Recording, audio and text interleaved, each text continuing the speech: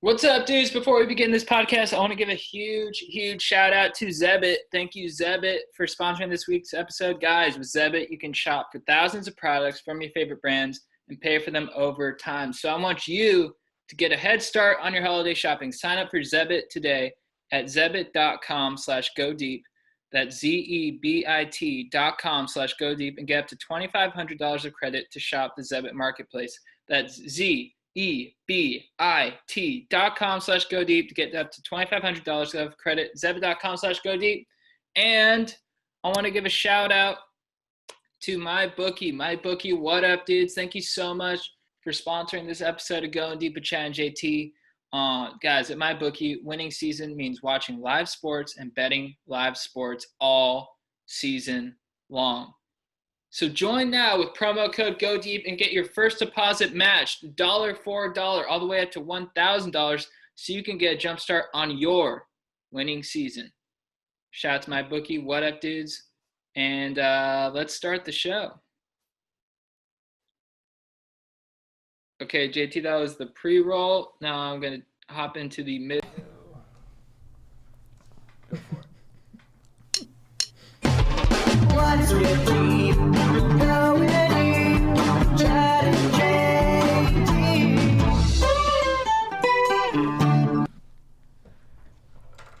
Oh yeah, call me a skillet and turn on the gas. This is Chad Kroger coming in with the Going Deep with Chad and JT podcast. Guys, before we begin, I'll remind you once again that we are brought to you by Manscaped. Manscaped, thank you so much for keeping our trims pubed, for looking after our hogs, for making sure that our dongs are looking fresh and clean. Because, guys, when you are in the world, when you become an adult, you want to let the world know that you are not only a professional and a just well-intentioned person, but you want to let them know that you also trim your pubes. And the way to do that is to hit promo code GODEEP20 at manscaped.com. And then, sorry, JT, we got another.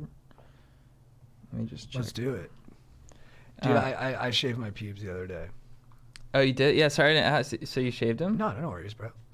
Yeah, I shaved them, and it was nice. I felt really good about myself. That's awesome. Yeah. I got hyped. I looked at myself in the mirror and I was like, looking good. So you just looked, yeah. Did you, you use the Manscaped lawnmower and you just sort of like had like I always think it looks like AstroTurf. Yeah, I don't take it that low. I take it to it's just more, the density is, I cut into the dents. Right. Yeah, I keep the same width and height, but I just cut down the density. That's awesome. I can't find the copy for this. Who's this one for? Zebit. Good company. Yeah. Zebit. They're there for you. So join them in their quest to be there for you. And hop on the Zebit marketplace and buy an iPhone. Is that what they sell on there? Something like that. We got to check it out. That's awesome. We'll clean this up in post, but that's in there. Yeah. Zebit. You dogs, you. I'll tell you something about Zebit. Zebit's an animal, dude. I used to party with Zebit. That guy gets after it. Oh, dude, Zebit, he's a good guy. Yeah. Mr. Zeb. He's a tank. He really keeps it going. And one thing I like about Zeb is that he does not go for the auxiliary cord right off the bat. No, he's super respectful of that. Yeah. And he's too busy slamming Jack and Cokes. Mm-hmm. I remember one time we were having a pretty decent rager and safely. Yeah, Danny had the hit the auxiliary, then Chase hit it, and you could tell that Zeb wanted to do it, but he was asking everyone. He's like, "Do you have a chance on the auxiliary?" Like he literally asked everyone if they wanted to go on it before he went on. Yeah. I know. I was upstairs kicking it with Kelsey and Monroe, and then he just comes in and he's got the little cord. He's like, "Have you guys had a chance to play music?" Yeah. I was like, "Zeb, you came all the way upstairs just to ask that?" He was like, "Yeah." Yeah. I was like, "You're legit, dude." Now he's sponsoring the pod. So crazy. He's like the best guy. It's so nice to have that personal relation. Yeah. Thank you, Zeb. Dude, you were giggling before we started the pod. Yeah. What were you thinking about? Richie Aprile? Richie Aprile on Sopranos. I can't think of a good impression right now of like a quote, but he's just the funniest dude. Guys, if you haven't watched Sopranos, you got to watch Sopranos multiple times. He's one of my favorites. I think besides Joey Pants as Ralphie, I think he's my favorite kind of like adversary. Yeah, absolutely. Dude, when he fucks up, he fucks up the dude Beansy. Yeah. Just like runs him over with his car. And the fact that they named him Beansy too, or Beans, right, makes it that much funnier because he just knew he was gonna take a beating, and he just runs him over with his car. He's like he's not honest, but he's a hardworking guy running like 3 pizza joints, and Richie's like, I want to get on some of your action. He just beats the fuck out. Right. Yeah. I love that there's like punishment for Richie too, but it's not like he just has to pay up for everything. Like he has to pay for Beansy's recovery. Yeah. That's like how the mob self-enforces. Yeah. Like Beansy, he's a paraplegic now. Yeah, he's gonna be in a fucking wheelchair because you're paying for the ramp. Richie's like, what are we talking about? We pay for ramps now? Yeah. Back in the day, we didn't do bullshit like this. I'm from the old school, kid. Yeah. Oh, and when he first meets Christopher's like, Richie April, Jackie's brother? It's an honor to meet you. You're a legend. He's like, yeah, I've heard you've been putting your hands on my niece. Better stop doing that. And then he's like, I'm from the old school kid. What'd you say? No, I was going to jump on it. Yeah, go ahead. I'm from the old school kid. I forget what he says after that. No, he goes, I'm from the old school. You got to be married for that. Yeah. And then Christopher leaves and he's like, he's a good kid. Yeah. Yeah. It's the funniest show of all time. I think it is. Yeah. Dude, so how you been? What's been going on? Good, man. I'm still recovering from a hangover. They hit you hard, brother. I think I need to come to terms with the fact that I can't rage hard this much anymore. You know? It does. You have a great time, but it does incur a big toll. Yeah, it puts me out for like 2 days, and I just it's like the only time I get not stoked, and it's like, I can't try to be a savant of stoke and then actively do something that depletes my stoke. It's like there was a time when partying made me incredibly stoked, and it still makes me stoked, but then the lack of stoke following it makes it not worth it, I think. Yeah. How are your hangovers? They're pretty bad. Yeah. But I don't drink a ton. Yeah. Yeah. But they're pretty bad. They can be nasty. I mean, after we went to that Halloween party like 2 years ago, I was hungover for like 4 days. Yeah. Like just side-splitting headaches, horrible anxiety. It was really intense. Yeah. But for the most part, they're manageable. Yeah. Yeah, I just like to go hard, and then I don't know, I'm just sensitive, and then I think especially when you get like older and stuff, like the idea of like losing a couple days to just being lazy, it just bothers me. And if it's bumming you out so hard too. Yeah. But I think you need that release though too. I'm trying to figure out what that is. I think we've talked about this before on the pod, but maybe it's like skydiving or something less dangerous. Sorry, Mom. I don't know. What could be like? What could give you a thrill of like letting loose? Salsa dancing? I swear to God, I was gonna say dance classes. Yeah. With some kind of recital at the end. Yeah. Performance. Yeah. Yeah, maybe that's it. I could see you there, and I can see you in the outfit. Yeah. With the frayed collar and the white pants tucked in. You wouldn't make fun of me? No, I think it'd be amazing. I'd film you. And if you won, I'd be the most hyped dude in the building. I'd be like you'd be dancing and you'd look over me. I'm like, let's fucking go. Yeah, let's go. Like, hit that fucking pirouette. Yes. Yeah. Yes. It'd be squeezing me and my brother would be like wrestling each other. He's doing it. Yeah. He's doing it. Like, what's that Bradley Cooper movie? Silver Linings Playbook. Yeah. Maybe I'd do like the finishing pose where you're like this and you're like breathing like I look over and you just be like with your shirt off. Dude, I'd be fired up. Yeah. Big C written on my chest. Yeah. I mean, that's got to do something to you if you like have in your quiver that you can salsa dance like a king. Yeah. Yeah. And if you just once a month, instead of partying, once a month you go out with Caroline to a salsa club and you just shred floor for 4 hours. Oh, dude. And then you just get it all out. Yeah.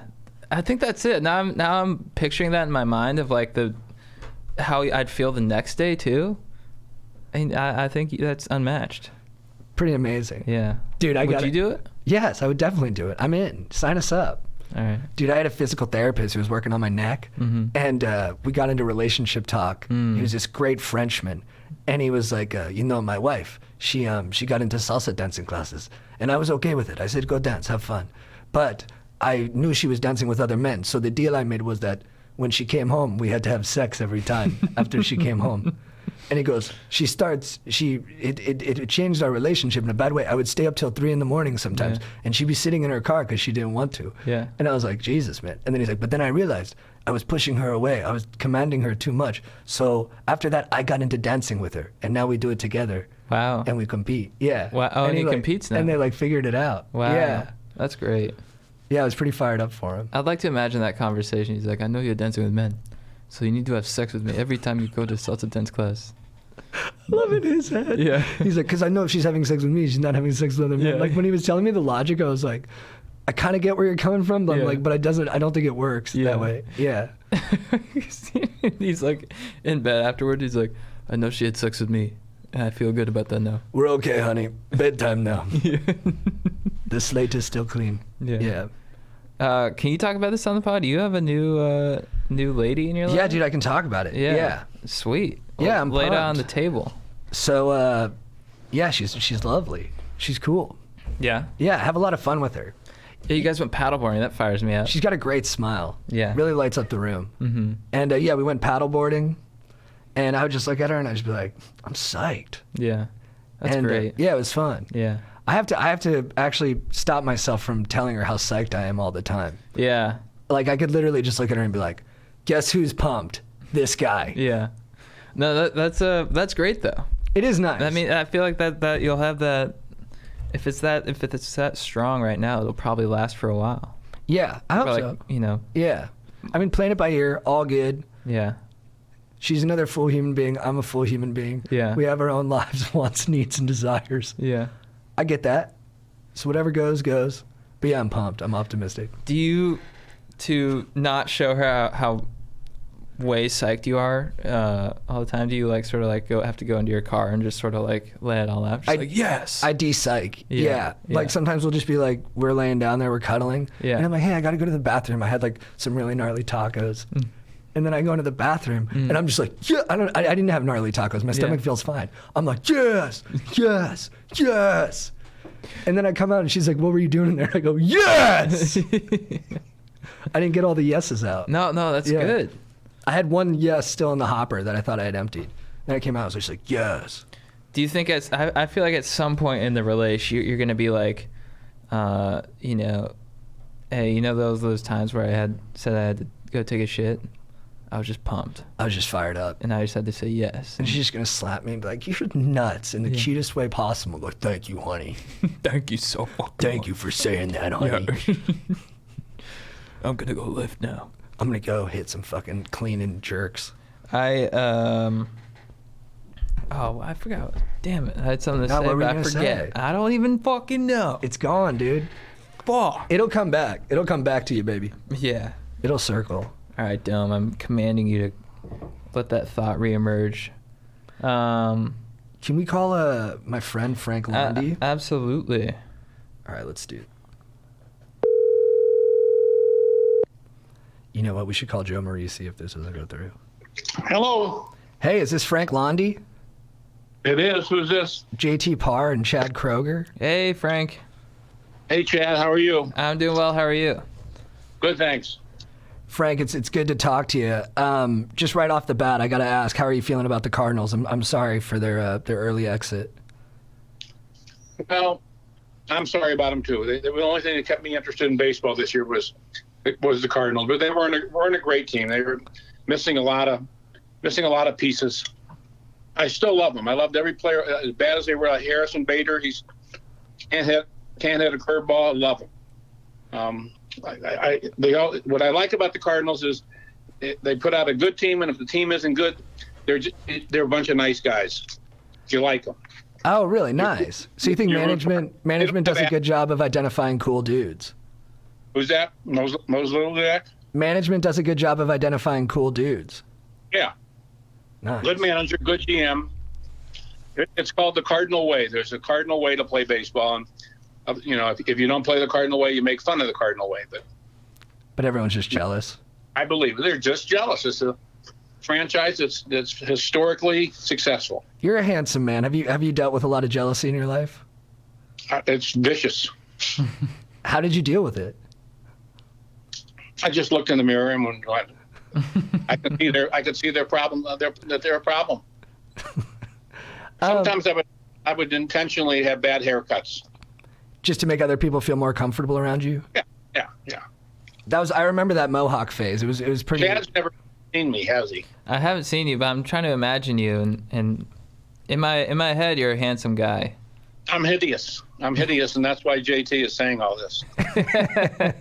Yeah, I was hideous. just poking funny. That's our joke. Yeah, he's a hideous man, so I always call him handsome to kind of mess with him. Oh, yeah. Yeah. I am not an animal. Yeah. Frank, so you're a movie theater operator. Is that the right way to describe it? What I am is an exhibitor. Right. Oh, I like that. My mother hated it. The phrase exhibitor? Oh, because it had. Wearing a raincoat all the time, but I'm I'm an exhibitor. And then, how's it going right now? Has it been tough? Oh, it's great. Everything's great. Business couldn't be better. It's a fascinating nightmare. It's apocalyptic. It's like I'm watching it happen to somebody else. Yeah. It's so bizarre how such a great business and such a fun business and such an important business and loved by so many people could just completely fall off the face of the earth. Yeah. Yeah. Yeah. Do you see an end in sight, or like how are you feeling about the state of things right now? I don't think it's coming back until maybe next summer. Yeah. They're going to need a vaccine and regain people's confidence in that there's not a virus waiting to jump them every step of the way. Right. Yeah. So people are afraid to go to the theater. I totally get that. We've done everything that technologically we can do, but people still don't want to go into a place with strangers and in a small closed room. Yeah. So they pulled all the movies. So, and the main reason that people don't come to the theaters is because there's no movies in them. What's your best theater going experience you've had seeing a movie? What was the one that like changed how you felt about movies the most? One I changed it was a Fistful of Dollars. And is that Sergio Leone? Yeah. Sergio Leone, Fistful of Dollars. I went to see a movie in college, and I saw that movie, and I went, "This is the greatest movie I've ever seen." I wasn't a real movie buff then. I was like, I would play baseball.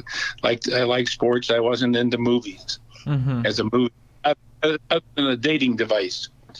And I saw Fistful of Dollars, and it blew my mind. And I went back to my roommate. And I said, "We got to make a movie." So we in a long story short, we made a movie. We didn't make the one we wanted to make, but we made one. How did it? It was terrible. It's bad.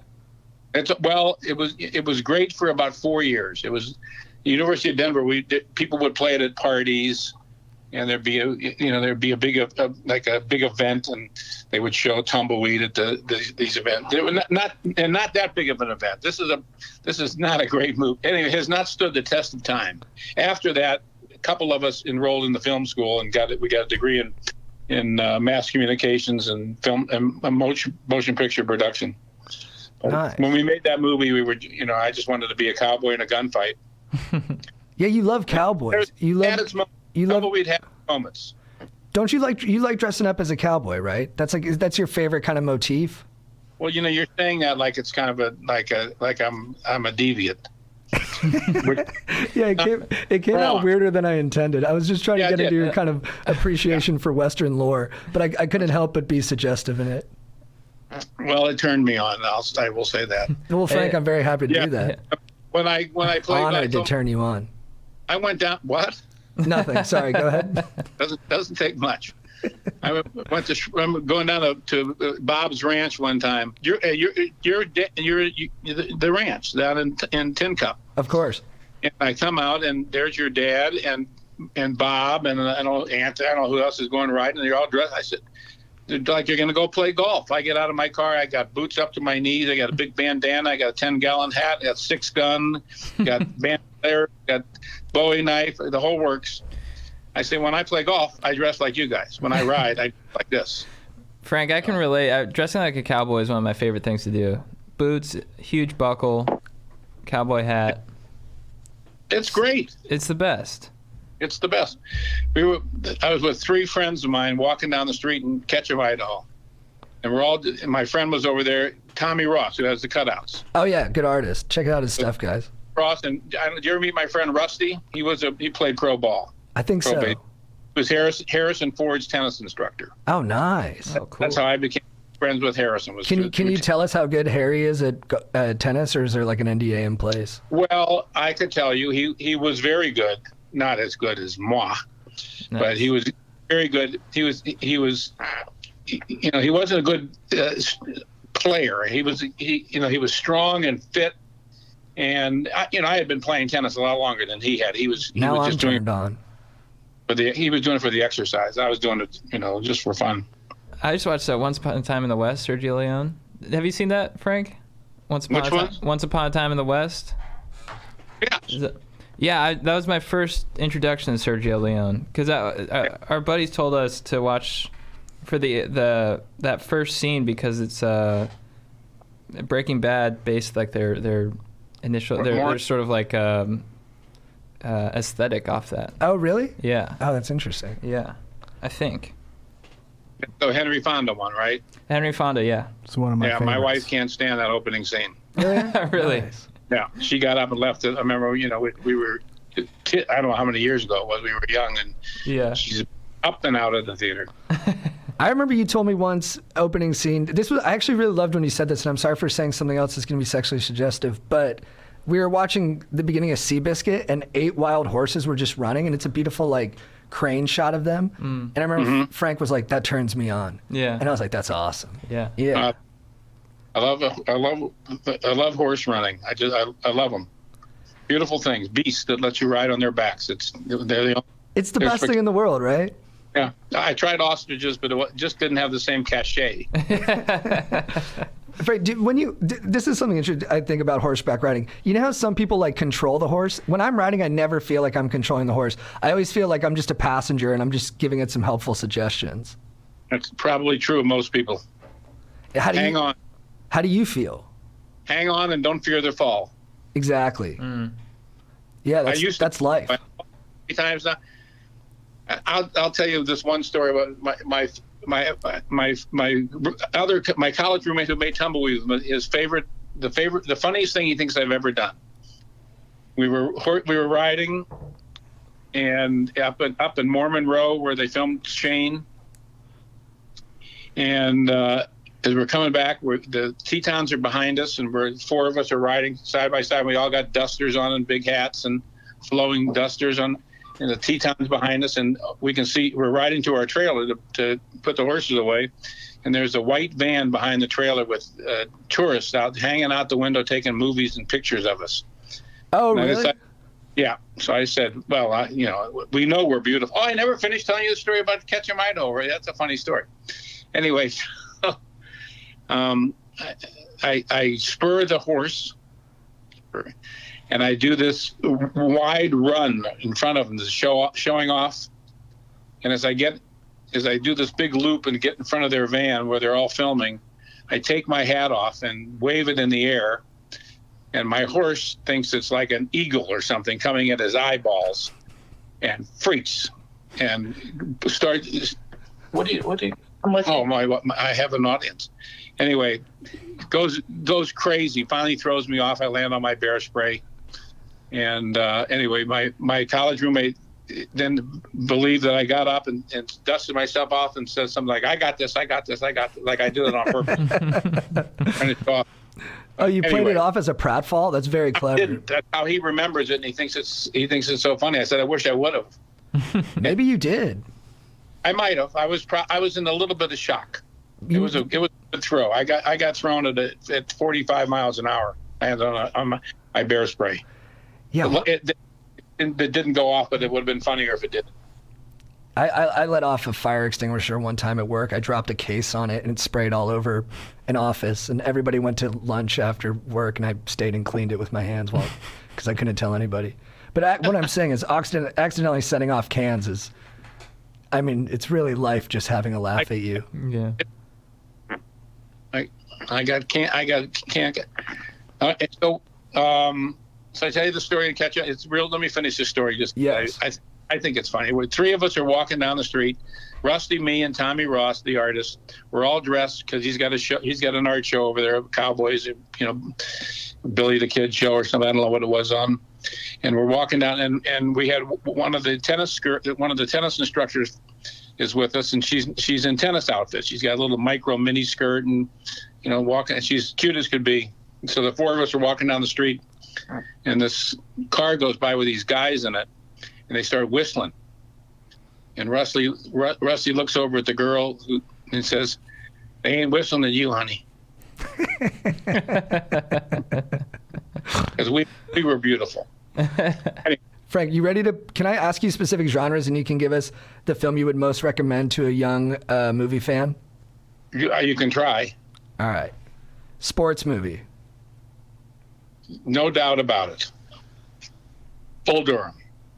Whoa, you went Bull Durham? I thought you were a Field of Dreams guy. I love Field of Dreams. I love Field of Dreams, but I go with Bull Durham.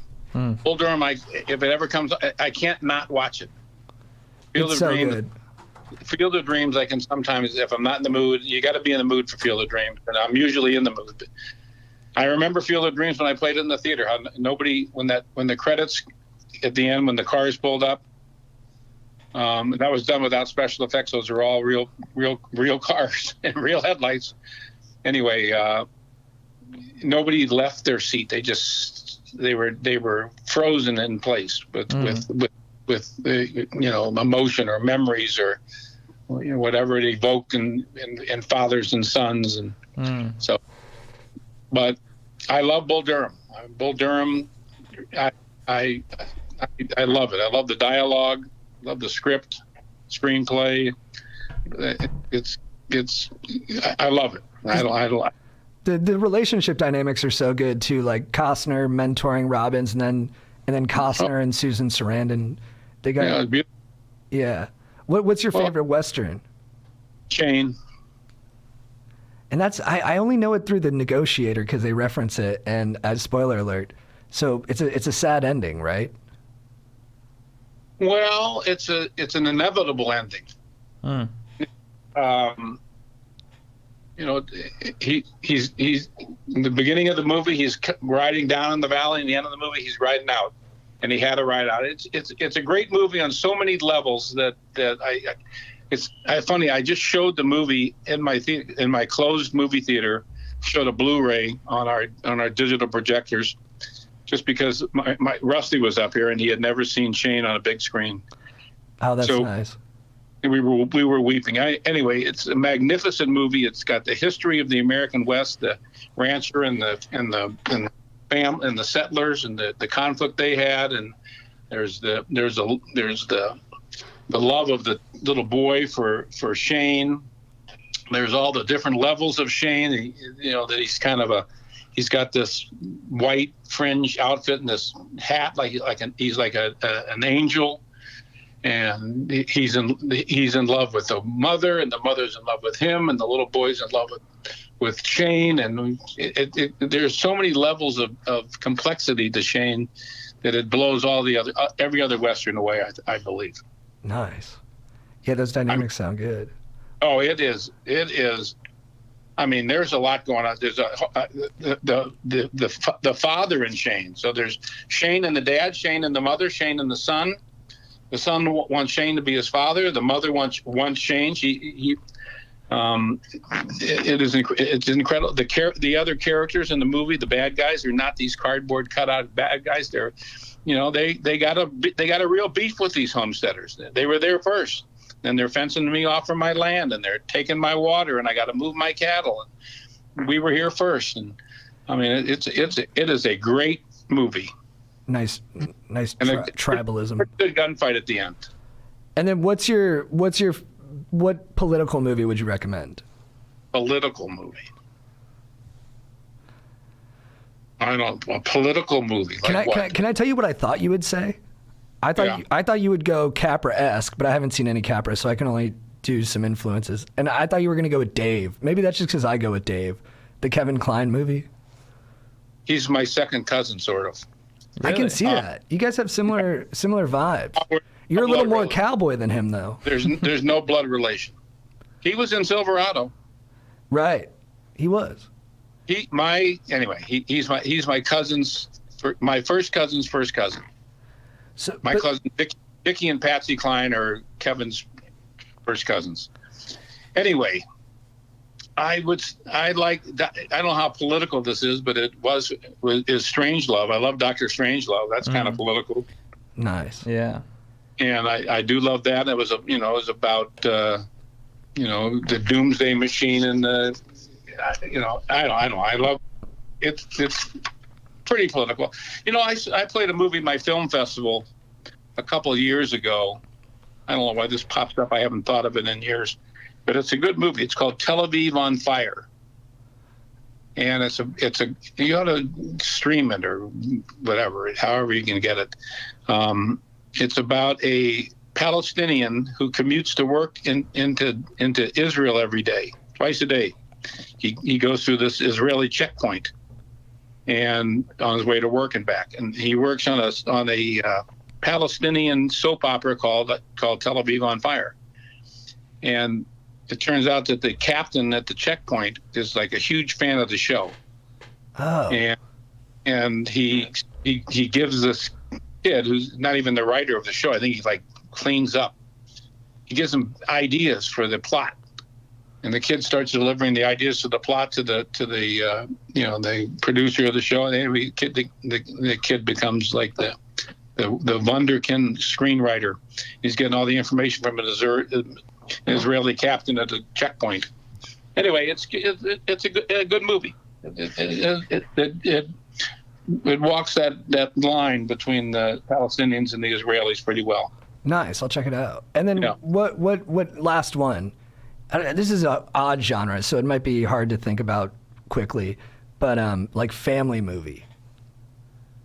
Like movies about families. I know that could be like every movie, but... About families. Yeah. I don't know. Nothing spring... It was a terrible question. I don't know if anyone can answer it, honestly. Well, I'd have to give it more thought. Should I have gone with romance? That was going to be the other genre. What about best romance movie? Best romance movie? Oh, I love a lot of them. Love Annie Hall. I love... Casablanca would be, too trite to say. I'll tell you what I like. I like. How about? Here, I'll give you one. Sid and Nancy. Sid City Lights. Is that Charlie Chaplin? Charlie Chaplin silent movie. Spectacular. Nice, dude. I like you going with the deep cut there. Best boxing scene in any movie ever made. Is that true? What? The City Lights has the best box. That's our engineer, Aaron, who's also a Cardinals fan, by the way. He's Aaron. Hey. But he was saying it has the best boxing scene in movie history. Yes, yes, it does. It has a hilarious boxing scene. The best footwork you'll ever see in a boxing ring. Wow, I got to check it out then, because I always thought that was Willie Pep. Silent movies are special. There's a special thing. Some people can handle and some people can't. But Charlie Chaplin was the most famous person on planet Earth at his time when he was making movies. Everybody, because the movies were silent, they didn't have to make a German version, a French version, an Italian version, a Russian version, a Polish version. Just one came out. Everybody loved him, and nobody was more recognizable than The Little Tramp. I never really thought about that. The silent movies are just universally accessible. Yeah. He was the Beatles, and I don't know what else. The Beatles really only kind of reached English speaker, so this is worldwide. Anyway, The Little Tramp, great character, most recognized character in the world. Kind of this ethereal little being. He kind of existed. He wasn't exactly like a normal person. He just was. He was different. He was an outcast and a loner, and anyway, love it. Great, and he made made great movies. Modern Times, and what's the one the Gold Rush. Gold Rush, great movie. Yep. Anyway, Aaron, knowing your Chaplin, dude. Yeah, Modern Times is my favorite, I think. City Lights was for a long time. Modern Times great. But yeah, Modern Times some is would great. say better than City Lights. I love City Lights. The ending of City Lights is a special moment in film. Mm-hmm. What's your favorite ending from a movie all time to end our talk? What movie did I just see that had it? I mentioned I thought I had this idea that I would have a film festival. I just did this. This is funny that you mentioned this. That I was going to. No, the movie that I think I was talking about. What the hell was the movie? There's this Vince Vaughn movie with Jennifer Aniston called The Breakup that has a bad ending, but if you watch the deleted scenes on the DVD, it has a better ending that they could have gone Oh, with. really? I need to check that out. They botched it. I cannot think. I was going to have a great ending film festival. And all the movies would have great, I'll tell you what movie has the best ending I ever saw in my life was Shane. Oh. I mean, can't beat Comeback Shane. I like that he went full circle as you described it. Bye, little Joe. Mama wants you. Daddy wants you. Come back. Shane. Ugh. That affected me. I felt that. If you've seen a movie, you guys should watch that movie. You should watch every movie I recommend. I'm never wrong about movies. You can ask my son. I'll have to get a list from you. I'm gonna watch. I think I'm gonna watch Shane tonight. Watch Shane and take it in. I mean, it is not dated. I'll tell you nothing about Shane. Their costumes in Shane, best Western blows Tombstone away. The costumes in Shane are much more authentic than they were in Tombstone. I dress like I'm in Tombstone, but Shane has better costumes because they're faded. Colors old in the old. Nice. Watch Shane. We'll watch it. And don't. It's a great movie. It is complex, and there's shit going on all the time in that movie that maybe kind of off center. Do you think people are complex or do you think people are simple? I think some people are simple and some people are complex. I would say people are complex. Yeah. Do you think can characters in film are they ever more complex than people? Like, can movies be more complex than people? I don't know about that, but I know that if you don't have viable characters, I mentioned, I think in Shane, I think I said the bad guys were not, one-dimensional bad guys. They were three-dimensional. Every movie that has a great supporting cast that develops characters, making them more complex is a better movie. Movies that the bad guys are just. I've seen those. They're just completely. It's black and white is never as good as gray. Well said. Well, Frank, it was nice talking to you. I love you dearly. You're one of my favorite people to talk to all time. So it was nice to talk to you on here. Call me anytime. I'm just sitting here by the phone like, what's his name, Putty in Seinfeld, waiting for someone to call me. Oh, dude, I'll call you all the time. Frank, it was nice chatting with you. Chad, nice talking to you. I too. hope I didn't talk. I kind of thought I was supposed to, so I went on. You were wonderful. Oh, yeah, you're great. You inspired All right. me. I'm going to watch like 10 movies this week now, at least. All right. They're all great. City Lights, great. Shane, great. Strange Love. What else? Bull Durham. Oh, I'm going to go watch it all too. That's a good list of recs. Yeah. Yeah. Frank, stay handsome. It's good talking to you. I can't not. I'm sorry about the Cardinals. They'll come back next year. They'll be back. And this year, I think they're still owed a ring by Don Denkinger, the first base umpire in the 1985 World Series. But if they could have got one and stolen a cheap ring this year by winning the World Series. 12's not enough for you? No. Well, we're missing. They took one. I think we're only 11. Are we 11 or we're 12? We're 11. We're 11, yeah. They took one? Is that Aaron? Yeah, Aaron took Denkinger. 11. I side with 11. Denkinger in '85 would have Aaron, been 12. the date? You know when I was born? No. October 15th, 1946, the day the Cardinals beat the Red Sox in the 7th game of the World Series, when Enos Slaughter scored from first base on a single by Harry the Cat Cooper, when Johnny Pesky double pumped in short left center. Who was the best guy on that team? Amazing. Stan Musial? Musial was on that team, but he was. So That was the only thing I knew about the team, and I had to insert myself. well, you won't go wrong saying Stan Musial. There's few better. Great man. Yeah, he was always your favorite. Don Blasingame was my favorite, but Stan Musial was really everybody in St. Louis's favorite. He was the rock. And then to say Stan Musial in St. Louis is your favorite player, well, that just goes without saying. But I had Don Blasingame, who played second base. Born March 16th, 1936, Corinth, Mississippi. Bats left, throws right. Loved him. I told everybody he was my uncle. Did they believe you? My mother would help me with the lie. She would say, yes, my younger brother died. Yeah. She was complicit in it. Wow. She abetted. That's nice, though. That's a nice mom assist there. Yes, it was. Well, it wasn't really like her either, but she did it. She went by what she went. She might have been winking behind my back, but I'm not sure. All right. I was actually born. Here for the Cardinals. If I may interrupt, I was born October 13th, 1982. That was Game 2 of the World Series. Cardinals won against the Brewers. October 13th? Yeah. Congratulations. Yeah. Well, I hope to share space with you soon. I love you, Frank. Love you, JT. Thanks for thinking of me. Yeah, it was nice talking to you. Nice talking to you, Chad. You too. Nice talking. Have a great Aaron? one. Go Cards. Go Cards. Bye, guys. Bye. Yeah, I'm gonna get some water real quick. I'll be right back. Hey, what up, Stokers? This is Chad. JT's just going to fill up on water. Gotta stay hydrated.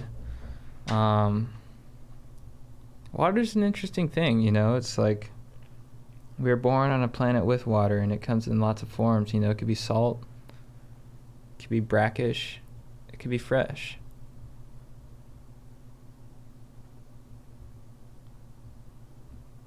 And, water's, it's good for you. It's good to drink. Whenever I drink it, as a kid, I preferred Coca-Cola, but as I've gotten older and I've gotten more mature, I've come to value the hydration qualities. Although a fresh Coca-Cola, you really can't beat it, especially if you get French fries, ketchup, and Coke. You go to McDonald's and you pay homage to Ray Kroc, who's kind of a douche, and then you get some Dasani. That's kind of the preferred McDonald's meal. So yeah, okay, JT's back now, and he just filled up on water, so I hope you liked my little sermon on water. He's got Pinot Noir. Cupcake Noir. 2017. Pinot Noir. Pinot Noir. Pinot Noir. When I order, I go Pinot Noir. Pinot Noir. Cabernet or Pinot Noir. Pinot Noir. Dude, so I went to the doctor last week to get a physical, to check my nuts, check my blood, check my urine, and everything's good, except he's like, you're a little bit anemic. And I was like, which is so crazy to me, because I pound red meat shamelessly, Is red meat supposed to be the best cure for anemia? I think it's iron, Right. Iron. But okay, so you're supposed to be between 13 and 18. I don't know, percent, or whatever it is for your red blood cell count. And I was 12.6. So he's like, I'm not worried about it, but I just need to get an extra blood test to just make sure. Because he's like, either you were bleeding beforehand, or usually if a girl's on her period, her red blood cell count will be a little bit below. And I was like, Interesting. I don't think I'm bleeding. I think I'd know. But then, he's like, I'm not worried about it. I just need to do my due diligence and get another test. And immediately I'm like, I have leukemia. No, I feel that. That's where my mind would go right away. But you definitely don't. Also, one time I got a blood test and it said I was anemic and maybe had rheumatoid arthritis. Yeah. And it was literally because I just wasn't eating enough, for the last couple days. Yeah, I have been experimenting with fasting. And I know you're doing big fasts, so I think Yeah. that can affect it. Yeah, I think that's what it is. And then, you're so not far outside the Yeah. whatever the standard is. Yeah. I'm sure there's a little fluidity there. But I had Yeah. the same thing when I got my full checkup at Scripps. They were like, I just kept looking at the numbers as they updated, and it was like, oh, you have hypothyroidism. And I remember for 2 days I was super depressed, and I was like, I have hypothyroidism. That's just my reality now. And then the doctor, it's just my reality. When the doctor called me, he was like, dude, you're fine. Yeah. Like, honestly, we're not even, I wouldn't even think this is a thing. Yeah. And I was like, okay, so why am I exhausted? He's like, because you're super anxious. Yeah. No, yeah, I could hear in the doctor's voice that he was like hesitant to even like say it. Right. Because he was just kind of like, he's like, I need to, cross my T's and friggin', pee my P's. I know it's not my eyes, but. Thorough. Yeah, he's just, Dude, I love a dude who finishes that loop on the pee. Yeah. No, he's like one of those guys who does like who does a B with a little like squiggly under it. He's like that thorough. He adds the squiggly? He adds the squiggle, yeah. Dr. David, what up? Nice. But dude, I don't know. It's scary. It's scary. It's scary when you find out that like something's wrong. Yeah. You're like, wait, I thought everything was just running perfect. Yeah. They don't prepare you well for it. No. They kind of tell you, they're like, oh, wait till you're my age, you won't feel the same. But they don't get Yeah. specific enough. Right. They're not like, look, at 31, your gastrointestinal system is just not going to be able to break down food the same way it used to, and you're going to have tummy aches 3 days out of the week. Yeah. If someone would have said that, I would have just been more prepared. Right. I always hear comedians talking about it. They'd be like, I'm 30 now. I'm not even 30 yet, but they're like, I'm 30 now, my elbow clicks. In my mind, I was like, shut up. I thought they were being babies and exaggerating. Yeah. Yeah. But no, I kind of get it, I guess. I don't know. I totally get it now. But I still don't think they were communicating the message as well as they could have. Right, yeah. I think so, yeah. They should have been like, hey, and to all you 23-year-olds out there who don't think this shit is going to happen to you, I'm talking to you, JT Parr. This is going to happen to you. I know. That would have been a good bit. Yeah, I think I may be even more susceptible to it because I've always had this like forever young, like I'm gonna look and feel like I'm 23 forever. That's the hope. Dorian Gray me, baby. Yeah, that's why I'm fasting. Give Lord Rochester all the one-liners. I'll take eternal youth. Yeah. Oh, that'd be sick. It pissed me off so much when I heard that futurist saying that like our grandchildren will be able to be 30 pretty much forever, and I'm like, we're so close. Like 2 generations. I wonder if they market that way intentionally because they know it adds that element to it. Because I feel the same way every time they're like, yeah, we're like 80 years away from eternal life. And you're like, so right when I die, we have eternal life. Yeah. I missed the cutoff by this much. Yeah. Like, well, it's the same thing for everybody else. You're like, I'm not talking about everybody else, all right? Yeah. I'm talking about me, Chief. Yeah. Yeah, it's frustrating to not make that cut. I know. I'm wondering though if maybe I got some optimism we can make the cut. Oh, for sure. That we can make it to the finish line. But I don't want to be like 90, and just like I want to get like that regenerative stem cell therapy where it's like it ages you backwards. They're going to restore us. Like 30 years. I think they're totally going to restore us. Yeah. It's going to be like when they ran the tires backwards at the end of Ferris Bueller. Yeah. I mean, the odometer, I don't think it worked, but if it did work, they're just going to spin that odometer back. What an interesting thought to like be able to live, because the idea of like, oh, I'll live till like I'm like, 90 something. I'm like, that's not that far off. But if you're like, no, it's a blank. Yeah, but if you're like, oh, I could live till like I'm 200. I don't know what I'd do. I think I'd have probably like 6 careers. You could try a lot of different stuff. Yeah. You could live life one way for 90 years and then be like, all right, I'm just getting out of my adolescence now. I think I'm ready to like settle down. Yeah. Yeah, or change career paths. I'm going to be a doctor. Well, what if you were the same thing the whole time? Out of choice, or just like you were like stuck? Or you just couldn't, you tried to be a doctor and you spent like 30 years on it. You're like, it's just not happening. I got to go back to being the other thing. Gotta go back to activism. Yeah. That would be frustrating. I think either you could be really lucky and you found like your passion, or it's just frustrating. You're like, I can't do anything else and I have all this time.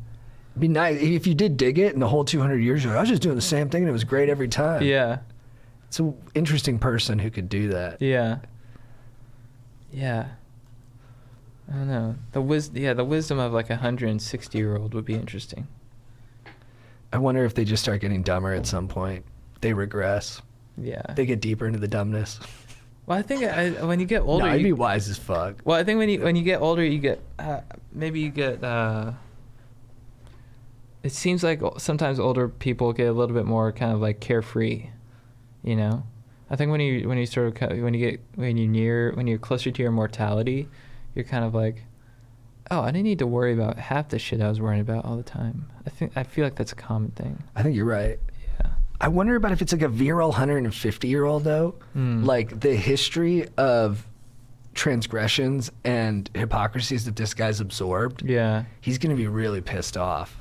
At himself. At society, I think. Oh, right. Like if you had to live through 150 years of society, you might just see so much fucked up shit that you're like, this is fucked. Because people always remember stuff. They're like, when I was a kid, this happened. It is like, right. 130 years ago. Because think about how much morals change in like 40 years. Right. The things like if we had a 160-year-old right now, it'd be like a slave owner. Yeah. So you'd be seeing your great-great-grandfather. Interesting. You'd be like having tea with him and he was a slave owner. Yeah. And then you're like, I'm not hanging out with great-great-great-great-grandpa. He was a slave owner. And your family's like, he's your grandpa.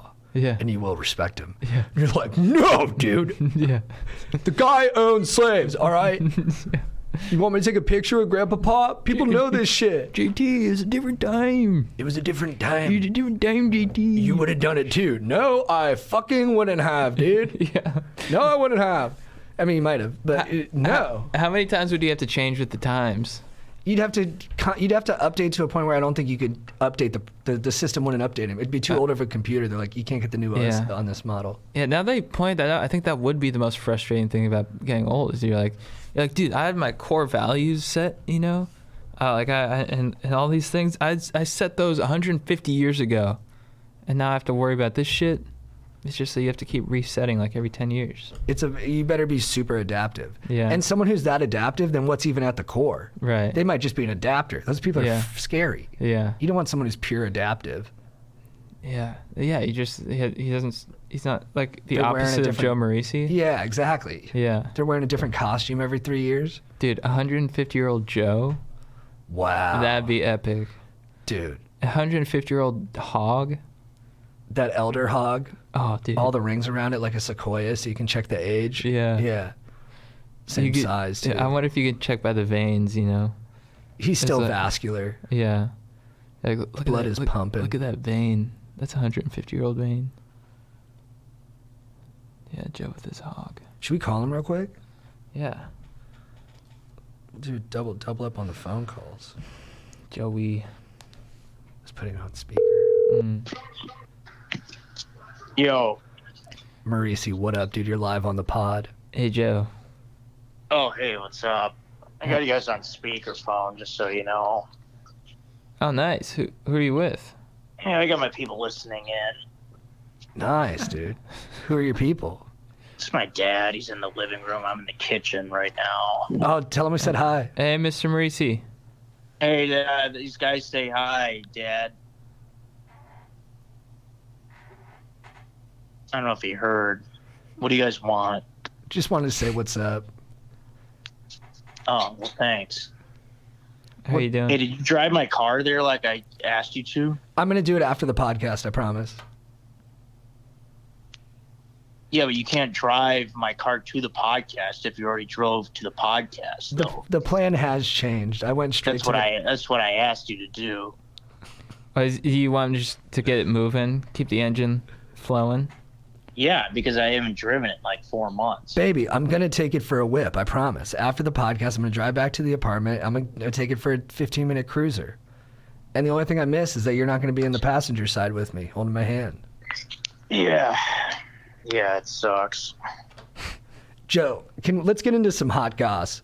You were trashing people who do TikToks yesterday. We won't get specific. We're not going to talk about anybody. But how do you feel about TikTok? I mean, yeah, I'm trying not to take any controversial stances these days. Let it rip. But yeah, let's hear it. You know what I said. Right, but other people might not. Well, I just said simply that I think TikTok is for girls. I don't think guys should be doing it. Yeah, I think you have a good point there. It makes all I sense. said. Yeah. It makes sense. Yeah, no, that's all I said. I didn't say anything else. I said it's just it's usually just girls doing dances. So let's keep it at that. I don't know what guys are doing on there. Joe, do you think if you were 150 years old, do you think you'd be able to adapt to the times? No. Would you want to be 150 years old? Or do you think you'd be pissed off too much? Are you 150 years old? Yeah, I wouldn't want to do that. That's too much. What happened with the Cubs, dude? Oh, you know what? Let's skip that. I don't want to drag you through that pain. But what's going on with Nick Foles? Is it fool's gold? Is it fool's gold? No, I think he'll be all right. Is it time to bring back Trubisky? Not yet. Do we miss him? I mean, Foles is going to have to really be bad for that to happen. I'm going to be honest. I miss Trubisky. So we'll give it a few more games, and then we'll reassess. But, yeah, he deserves another couple cracks at it. Joe, night golfing. How's the swing looking? Pretty good. Yeah, I just... I got to really start getting command of my pitching wedge, though. It's a tricky club. Yeah, but once I get that down, I'll should be shooting par on the course. So, Yeah, does your short game need the most work? well, I'm good with like a sand wedge. I got like a 60-degree. It's really just a pitching wedge. I need to master my 100 to 120 yard distance. That's interesting. I've always had trouble with the 4 and 5 irons. I gotta start hitting those greens. I'm pretty good with those. I would say. I always sort of trade up. I have a hybrid, half wood, half iron. That's always what I go with because I the long I'll distance give you a iron. half wood. What's it? You always do, Joe. I'm thinking about your 150-year-old hog right now. Yeah, one of those hybrid clubs. Those are good. Yeah, I like the hybrids. Joe, Yeah, anything you would want to say to the young buckaroos who are dying to party right now? Any just mantra you could give them to keep them fired up in this time of ice, Olej? Yeah, I mean, I would just say, based on where you are, just follow the safety guidelines. Like me, where I'm at, I can party. I'm in the suburbs, and I party. So, I'm not breaking any laws. You party how? What do your parties look like these days? Just been going to the bar every Saturday. It's on the street, basically. The street is shut down. It's outside, and it's still pretty warm here. So, are you throwing rhythm? And then I go, I golf every Thursday night and drink a lot of beer when I golf. Are you throwing rhythm at the bars? Also outside. No, I'm not throwing rhythm. Baby, but you get rhythm as a dancer. You're a dancer. You got rhythm coming off of you. I think you're throwing it without even knowing you're throwing it. I arm wrestled a couple chicks last week. I saw you posted the video on Instagram. You wiped that girl out. Your friend had some competition at the top. The other girl had good top end power but didn't have the muscular endurance, but you wiped right through your girl. Yeah, that's right. Anybody else want some? That's what happens. Joe, didn't you mention that you plan on arm wrestling more women? Yeah, sure. I think it's a good I do conversations. I think it's a good want to arm wrestle? It's better than a conversation starter. Well, I guess it could be, but it's pretty hilarious to walk up to a girl at a bar. If they want to arm wrestle. Just walk up to a girl at a bar. Do you want to arm wrestle? I like that. Have you tried that? Have you tried that straight up? And if they don't feel comfortable, you could bring gloves. Do you go 100% on every girl you plan on arm wrestling, or are you going to go easy on some? No, I mean, the way feminism is nowadays, you can't take it easy. You got to go full go. They don't want you. I mean, they don't want you to half-ass it. You gotta give it your all. Do you talk trash afterwards? No. Yeah, you're classy. Yeah, because we were talking about that. I actually thought Joe's video about arm wrestling was cute because afterwards you can tell that the girls are really good friends with them. If there was like a douchier version that we were describing where like a bunch of, they walk into like a UC Berkeley bar and they're like, "What's up, feminist? Who wants to arm wrestle our friend Rick?" And they just have some buff douchebag with them. And then Rick just dominates all the women and all the guys in the bar are just like, "Yes! Yes!" And they're just destroying them. But if you watch Joe's version, it's just sweet. Yeah, I keep it classy on there. You're a classy guy. Who do you think is the classiest celebrity of all time? Probably Joe Pesci. Joe Pesci. Nice. Good call. Well, Joe, it's good talking to you, man. Miss you to pieces, dude. Can't wait to see your handsome mug. Yeah, I miss you guys too. Yeah, Joe. Thank you for calling, and Here's a little. I'll see you guys in a few months. All right. Here's a little quick kiss. Yeah, Joe. Are we gonna see you like the holidays? What are you thinking? January. January? Yeah, you're gonna want to be home for the holidays. Yeah. All right, we'll see you January. Keep that hog tight. Keep that hog tight, bro. All right. Love you guys. Good talking. Love you too. To you. Love you too, man. I'll give you a smooch. All right. Hey. Joe, that was a nice kiss. All right, talk to you later, man. Later. What a hoss, dude. Dude, so we read some articles. The first one was from the BBC, and apparently some parrots were cursing at a zoo, and they've been removed. Yeah, I thought that's totally unnecessary. I was way against that. Let them be? Yeah. If people can't take what the parrots have to say, that's on them. When you go to the zoo, you know that you might see some stuff that's not okay in the human sphere. Exactly. Do you separate the gorillas if they wrestle a little bit? Yeah. Like, is nature too offensive now? You know? Like, come on. Are we getting so soft that we can't take some parrots cursing at us? I also think if I go to the zoo and there's a cursing parrot, that's adding to the experience. Of course. You know? Dude, I would love that. Maybe they just do two separate shows. They do the kids show and then they do Zoo After Dark. Yeah. And that's when you get to see the parrots being ribald. Yeah. Yeah, they have like, they have like a adults only zoo section, with like, that's separated by like beads, like there's a bunch of beads and you just go through them and then, that's where you see like, some humping, parrots cursing at you. Under the lava lamp glow. Yeah. Right by the beanbag. Yeah, if you're lucky, an elephant dong, which, have you seen one of those, dude? No. Oh my God. Dude, Big. A legit third leg. It's huge. Aaron, have you seen an elephant dong? Only in a nature doc. I haven't seen him in person. Did it fire you up? I mean, it was like you said, it's like a third leg. It goes all the way to the ground. Yeah. And it comes out when they're like looking to fight. Do elephants ever get boner problems? I mean, asking for a friend. Who wouldn't at that size, I think elephants too, if I know animals, I think elephants are the most sensitive. So they definitely have anxiety, or performance anxiety. Where they're like, man, I really got to deliver. Like, Tracy's, she's the hottest E-fan in the Sahara. I got to really pork her well. So I'm sure they have performance anxiety. Man, I relate to that elephant. Yeah.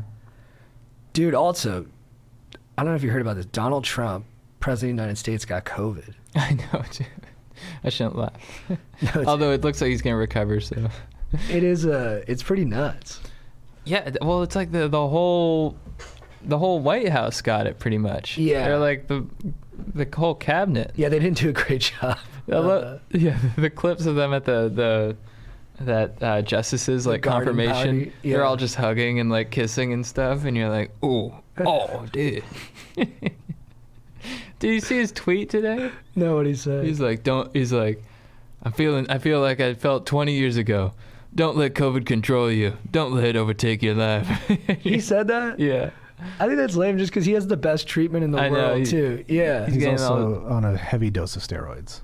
Yeah. Do you think that's really kind of like giving him like a huge boost? And because it can make you manic, I read. Oh, really? Yeah. Yeah. Oh, yeah. That'll be different for him. Yeah. And he's on like 4 different therapeutics, right? Yeah, he's on like remdesivir. This Regeneron. Yeah, friggin'. He's getting it all. Yeah.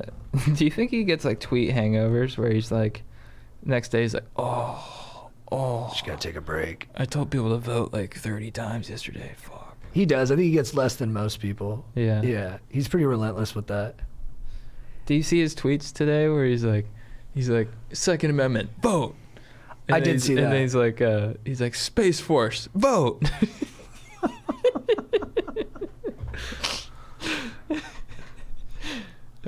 He's like telling an intern to say, he's like, use all caps in that.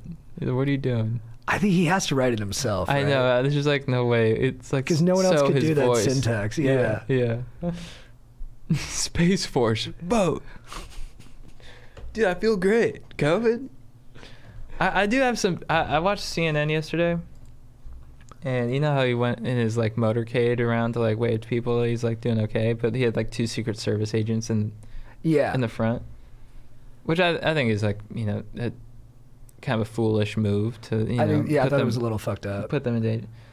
But I was watching CNN. They covered it for. I was watching it with Caroline for like 2-3 hours. That's literally all they talked about for 2-3 hours. I was like, I get it. I was like, you're almost making such a big deal out of it that I don't want to care about it anymore. You know what I mean? Totally. Which kind of transitions I watched The Social Dilemma. Yeah. Have you seen that? No, I haven't, but I very radioed you there because I know you haven't seen it, but Yeah. I was like, but Chad. Yeah. Do I say I have? Yeah, you're like, dude, we just talked about this, bro. But basically they talk about how the conclusion, the darkest conclusion, is that the phone is intentionally, just because it feeds off taking you into rabbit holes, is intentionally like kind of polarizing us. Yeah. And that the guys are like, look, literally it's an existential threat. Like our phones and our addiction to social media will take us to civil war. Yeah. But I was also like, dude, I don't think, I don't know. I don't know. Maybe it is. It doesn't feel that bad to me, but maybe I'm so deep into like this thing having its like squid on me. Yeah. Just like my face just covered in tentacles and it's just sucking juice out of my brain. Yeah. Maybe I'm so in it that I don't even feel it when it's not there. I checked my phone 40 times during the movie. Did you? I counted. Really? Yeah. Yeah. No, I agree with you. Like I can see how it can be very polarizing because you can just go on YouTube and whatever opinion you might have, you can just find someone who talks about it and just confirms it more and more. And we do feel much more polarized, and it's like it's just so in your face all the time, I guess. But I'm sort of like, people are like, civil war is on the brink. But I'm kind of like, well, what does a civil war today look like? I don't know. I just worry about. I think you think less death. Yeah, I'm just not sure it looks like the way it did in the 1860s. Yeah, it is. Yeah, it might be more like Ireland in the 70s and 80s. Oh, that sounds pretty rough. Yeah. You don't want that. No. You're like at a bar and it might get exploded. Yeah, I wouldn't think we're going to line up in ranks wearing either blue or gray. Yeah. Well, let's avoid that, guys. And if that means getting off the fucking phone, get off the phone. I just burned my phone right now. Yeah. I guess it did get to me. It's just, maybe I'm in a little bit of denial. No, it's scary and I think people tend to be hyperbolic with all that kind of stuff to grab your attention. So I don't think it's. I think it's way worse on the internet than it is in real life. It's like you look at the internet, you're like, wow, we are polarized. But then you go out in the real world and you're like, oh, it's not that bad. Yeah, the more you live inside your device or on your computer, I think the more you think it's like that. But it's really not day to day. Yeah. But for some people, it maybe is, and that's why they're. But I think it's having a tangible effect on the day to day, though. Certainly. Yeah. Right. Well, with COVID especially. If you think it's the root cause, but I think there's a palpable sense of like tension in the air. I think COVID has not helped at all. No, for sure. Because everyone's just on their phone constantly now. Yeah. We're all just stuck in our homes in like little news portals. Yeah. It was interesting. I posted a negative thing about Donald Trump on my story, and I was like arguing with dudes all day. Mm-hmm. I mean, some people made like horrible points, but some people made good points, and it gave me a more nuanced understanding of stuff. Oh, but the things that like some people were upset about were just a totally different group of things than what I was upset about. Yeah. And there might have been validity to what they were upset about. It sounded like there was, and I was like, oh, but we're just getting we're in totally different circles of people, and we're getting totally different information. Mm-hmm. And I can't tell you like what you care about doesn't matter as much as what I can care about. I just tell you like I'm sticking to my guns basically. Right. But it was like it was interesting just to see like the other things that people are talking about. Yeah. And how different it is. Even with this like I don't know how smart this is gonna sound, but even with like this thing in Armenia, like the only reason I know about that is from friends of mine on social media. Right. I wouldn't know about that if I was just reading Wall Street Journal and New York Times. Which Yeah, it's interesting. it's like I know about it because of Mark Stevens. I know about it because of Fonto. I know about it just all the people who were at Michael Schertzer, all the people who were at the rallies. Yeah, interesting. Yeah, I don't. It's a confusing time. I think something needs to be done about it. They got to bust it up a little bit.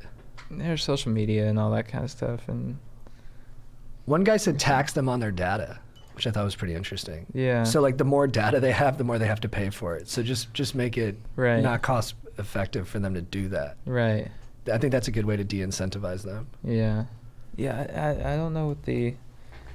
Because I know the solution is just to get off our phones and connect with each other again, but it's like, how do you That's not going to happen. how do you do that? I always think we, like the technology of the day and like the pathologies of the day, they're just there. And it's just how well can you navigate them. Yeah. And I don't know. I don't see us using our phones less. I think we just have to make our phones less kind of corrosive. Yeah.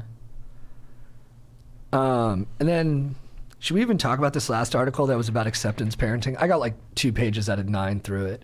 Yeah. But it was compelling. But it basically just said, no matter how much you helicopter your parents, it's not going to make a difference. Your kids are going to turn out the way they're going to turn out. And the biggest determinant of that is not you. Yeah. You're not even in like the top 10 or something. Yeah. As long as you're providing, the basic stuff. Yeah. I think I do think parents need to chill out these days. They're just too stressed. Yeah, my friends are just having kids now. All my friends seem pretty cool about it. Yeah, when I talk to you, your friends seem cool about it. They seem pretty relaxed. Maybe it's like the generation like right before us that got really. Because you just start hearing about like it's like when the kids are affected this way during childhood, then it leads to problems there down the road, and it's like people are so afraid of scarring their kids that they just go way overboard, I think, and. I think we're too afraid of that in general, of Yeah. like making mistakes early that will have negative consequences down the road. I mean, Yeah. look, some people don't think about that enough. You have to be thoughtful.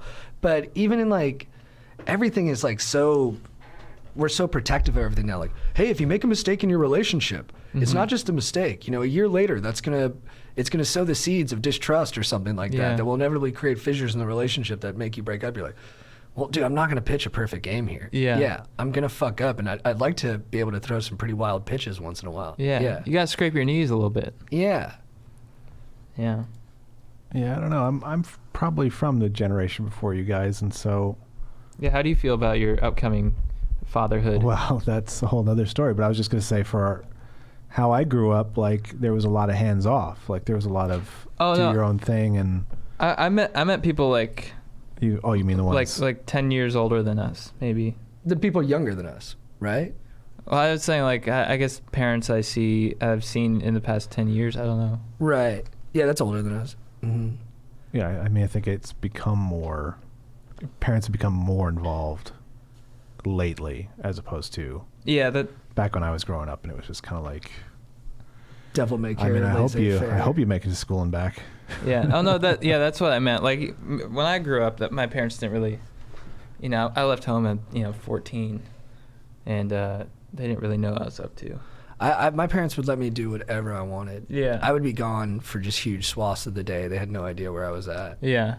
Then my parents would not give me rides home. They'd be like, just find a ride home. Yeah. So I'd go to the movie theater, and if I couldn't get a ride home, I'd have to call a cab. Yeah. I mean, my parents were sweet. Like, they gave me the cash for it. But Yeah. it was like, they were just like, no, we're just not picking you up. Yeah.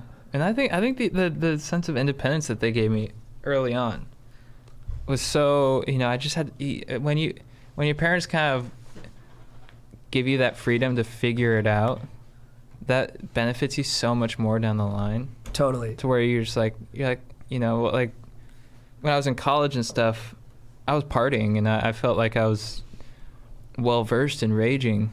Yeah, maybe more so than others, but I also had that, like I'd been to boarding school and stuff, so I had that, I had already felt that sense of freedom. So like when a lot of kids go to college for the first time, it's like their first introduction to that, like that kind of freedom, and they just go wild, and a lot of times they like fail out of their first quarter semester. Right. Because they're just raging all the time. They're like, this is fucking no way, dude. And I think that's the problem with parenting today is like, parents are such helicopter parents that they don't allow their kids to like, explore and make those, gain a sense of independence. So then when they finally do go to college, they just fucking go hog wild. Todd Marinovich, they call him Robo QB because his dad Marv was like this intense, world-renowned like personal trainer, but he didn't let him have like McDonald's ever. Yeah. He like told him where he was going to go to college from the beginning, told him he was going to be a quarterback, and then when Todd got to like the pros, he just went nuts with drugs and stuff like that. Yeah. But then again, maybe Todd was always going to go that path. Like, right. Because if the parenting doesn't have that big of an effect, like this article suggested, yeah. That's why I kind of think the article's BS, because I do think you can put your kid on a negative trajectory. Yeah, totally. But 100%. But maybe we're talking more, I guess, about just the intensity of how much you're overwatching them. Yeah.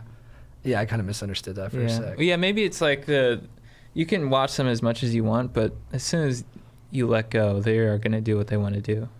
It's true. And they might even make it worse because you're keeping the stoke that they're searching for from them for so long that it explodes. My parents raised me to be very independent, but I still I feel so good when my mom's around. Oh, yeah. And I find like when I'm struggling with something, I find so much comfort in talking to her about it. Yeah. And so I'm always like, I'm a big ass mama's boy. I call my mom every day. It's nice. I like it. I love talking to my mom. Me too. It makes me feel so good. Yeah. And I can talk to her about anything. Yeah. I've borrowed Viagra from my mom. Yeah.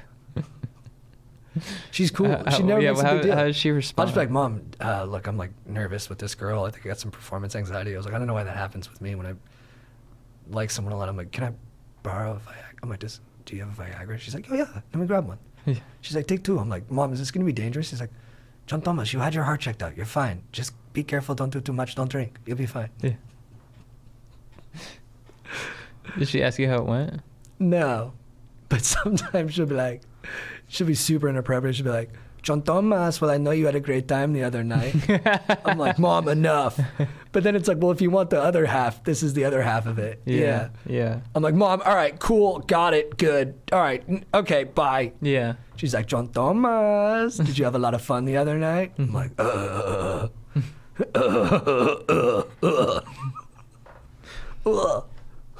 Sorry. Does your mom listen to the pod? Sometimes. My mom listens to the pod. My mom listens to the pod. She checks out the Instagram. She'll just randomly be like, that was so funny when you guys did the dance moves in the parking lot. I'm like, oh, thanks for watching. Yeah. That's nice that they listen. Thanks, Mom and Dad. I don't think my dad listens. Thank you. I gotta pee real quick. I'll be right back. Then we can do some questions. Yeah. I can still talk to Chad because I want to answer your question about what Aaron, I'm thinking about Aaron, going into being a father. Hit me with it. So, I mean, yeah, I'm definitely trying to be mindful of it already. And I see it with like little nieces and nephews when when we watch them or whatever. It's just like trying to be mindful of not doing everything for them. The instinct, I think, is to always like fix things and dive in and solve stuff. It's just like, sometimes it's just better to let a kid figure that stuff out. Or to even go without figuring that out, and then they understand how hard things are sometimes. I don't know. Yeah. No, I can totally relate. I think I would be so nervous of I would just instinctively just want to fix everything, please them, basically. Yeah. And make them happy. Yeah, but that's not good either. Yeah. Because I think, like my nephew, like I think he puts on a little bit of a front for his parents or for us. And then I've seen him with his little friends when he thought he was away from me, acting like not completely different, but like, you know, just being a little more aggressive or whatever it is that boys are. Yeah. And I remember being that way with my, you know, I had a whole different language when I was outside of my house. I cursed up a storm. I still can't. I can still barely curse in front of my parents. Yeah. No, I was the same way. I was terrified of misbehaving in front of my dad. So I was totally different. Yeah, I don't know. Parenting is. It sounds tough. Oh yeah, it's got to be next to impossible. I mean, first of all, you're a regular human being. You're all fucked up, and then you have to be basically perfect for this other human being. Yeah. Because they see everything. Yeah, you just can't. And I've, you know, long before my dad passed away, I was like, he did the best he could, considering he grew up. Like his mom died when he was like 5 or 10. Oh wow! I don't actually even know if it's 5 or 10, but you know, and his dad like was an alcoholic, so he took off, and my dad, considering that was his childhood, did an incredible job. Like, yeah, amazing. Had no manual for it, but you know, he did great. Yeah, I was thinking about it like football, where I'm like, it's like they're taking over a quarterback like on a drive, and you're just trying to get another first down. Just get like a little more yardage than the last guy, and just move the family lineage closer to the goal line, basically. Yeah, exactly. You don't have to be Tom Brady. Just get us a first down. Yeah, just get us a first down. Just move the chains. Yeah, my dad, same thing. Lost his dad at 15, and so you're like, what are you even culling from when you're coming up with how to talk to me about these things? You're just having to decide on your own. There's no manual at all. What's up, guys? I'm interrupting this podcast to let you know once again that we are brought to you by Manscaped. Manscaped, thank you so much for keeping our trims pubed, for looking after our hogs, for making sure that our dongs are looking fresh and clean, because 2020 is nuts, but that does not mean you should disregard your beautiful nuts. Manscaped is on a mission to take care of your twins with their below-the-waist grooming and hygiene products, and they just released their products in the UK, Canada, and Australia. Boom. Do you feel that? That is the sound of well-groomed pubes trimmed, trims pubed all over the world in English-speaking countries. That's the sound of a guy applying a lawnmower 3.0 with a light on his hog as he just turns his dong into a well-groomed baseball field like a friggin' diamond. Does that fire you up, JT? Absolutely. That fires me up. Yeah, I manscaped. JT, actually, maybe do you want to tell us about when you manscaped? Yeah, I manscaped recently with the Manscaper Lawnmower 3.0, and you know, I don't make it smaller. I just make it thinner. I just take out some of the depth. I just clear out some of the hedges. It's like if you were at the haircut place, they'd be using the squiggly scissors. Yeah. And I felt so good afterwards. I was just pumped. Yeah. I felt beautiful. I felt deserving of love. Yeah. Did you just want to go run in nature?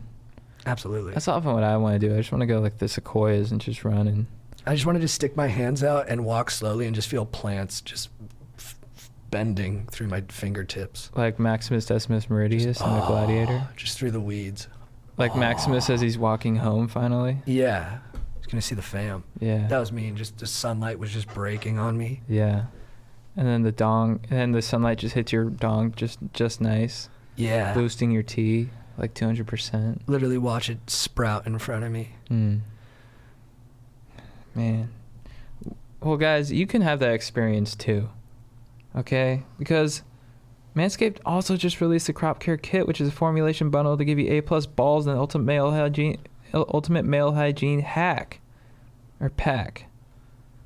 I'm not sure, but get the Crop Preserver, guys. Ball deodorant, Crop Reviver ball toner, spray-on toner, Crop Cleanser body wash. Just freaking clean the hair on your bod. Crop Mop ball wipes. What up? Foot duster, foot deodorant. Yes, designed to keep the stanky's feet smelling fresh. The Lawnmower 3.0 trimmer offers a replaceable ceramic blade with advanced skin-safe technology, which helps reduce grooming accidents. The waterproof technology also allows you to groom in the shower for up to 90 minutes. It's the best trimmer for your butt, balls, and body. And these formulations are all vegan, cruelty-free, dye-free, sulfate-free, and paraben-free. So you know your manhood is in good hands. I mean, guys, there's no better company when it comes to self-care and self-grooming than Manscaped.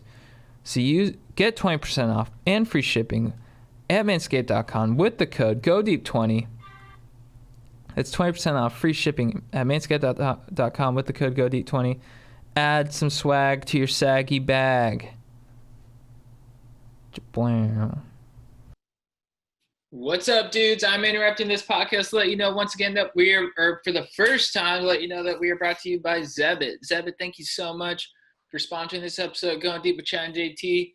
Zebit is a legit marketplace website where you can get the sickest items that will just boost your stoke, especially because the holiday season is coming up. And it feels like the holiday season sneaks up on us earlier every year. And if you're not already thinking about holiday shopping, you are behind. So I'm here to help you out by letting you all know about a great place to get everything you need this holiday season. Zebit. With Zebit, you can shop thousands of products from your favorite brands and pay for them over time. I'm talking Xboxes, TVs, tools, cookware, furniture, gift cards, Apple Watch, iPod. I don't say they don't make iPods anymore. iPhone. Or maybe they make iPods. I don't know. You can find out on Zebit. If you want to get your cousins, your nieces, your nephews, your brothers, sisters, your dads into Call of Duty, get them an Xbox. And then get Warzone. So with Zebit, you have the option to pay just a portion of the price at checkout, and with the rest spread out over time in easy, achievable payments. For example, let's say I want to get a new Nespresso Vertuo Plus Deluxe coffee maker. The sale price is $103.99, but you can get it today for $5.19 or $15.59, and then you pay the rest over time. Super legit. I love it. And you get a Nespresso for, dude, got to get on Zebit. So with Zebit, there's no cost to join, no hidden fees, and no gotchas. You have flexible payment options and an amazing marketplace. Zebit is the best place to start the holiday shopping season. So get a head start on your holiday shopping. Sign up to shop on Zebit today at zebit.com/godeep. That's zebit.com/godeep. Zebit.com/godeep. What up?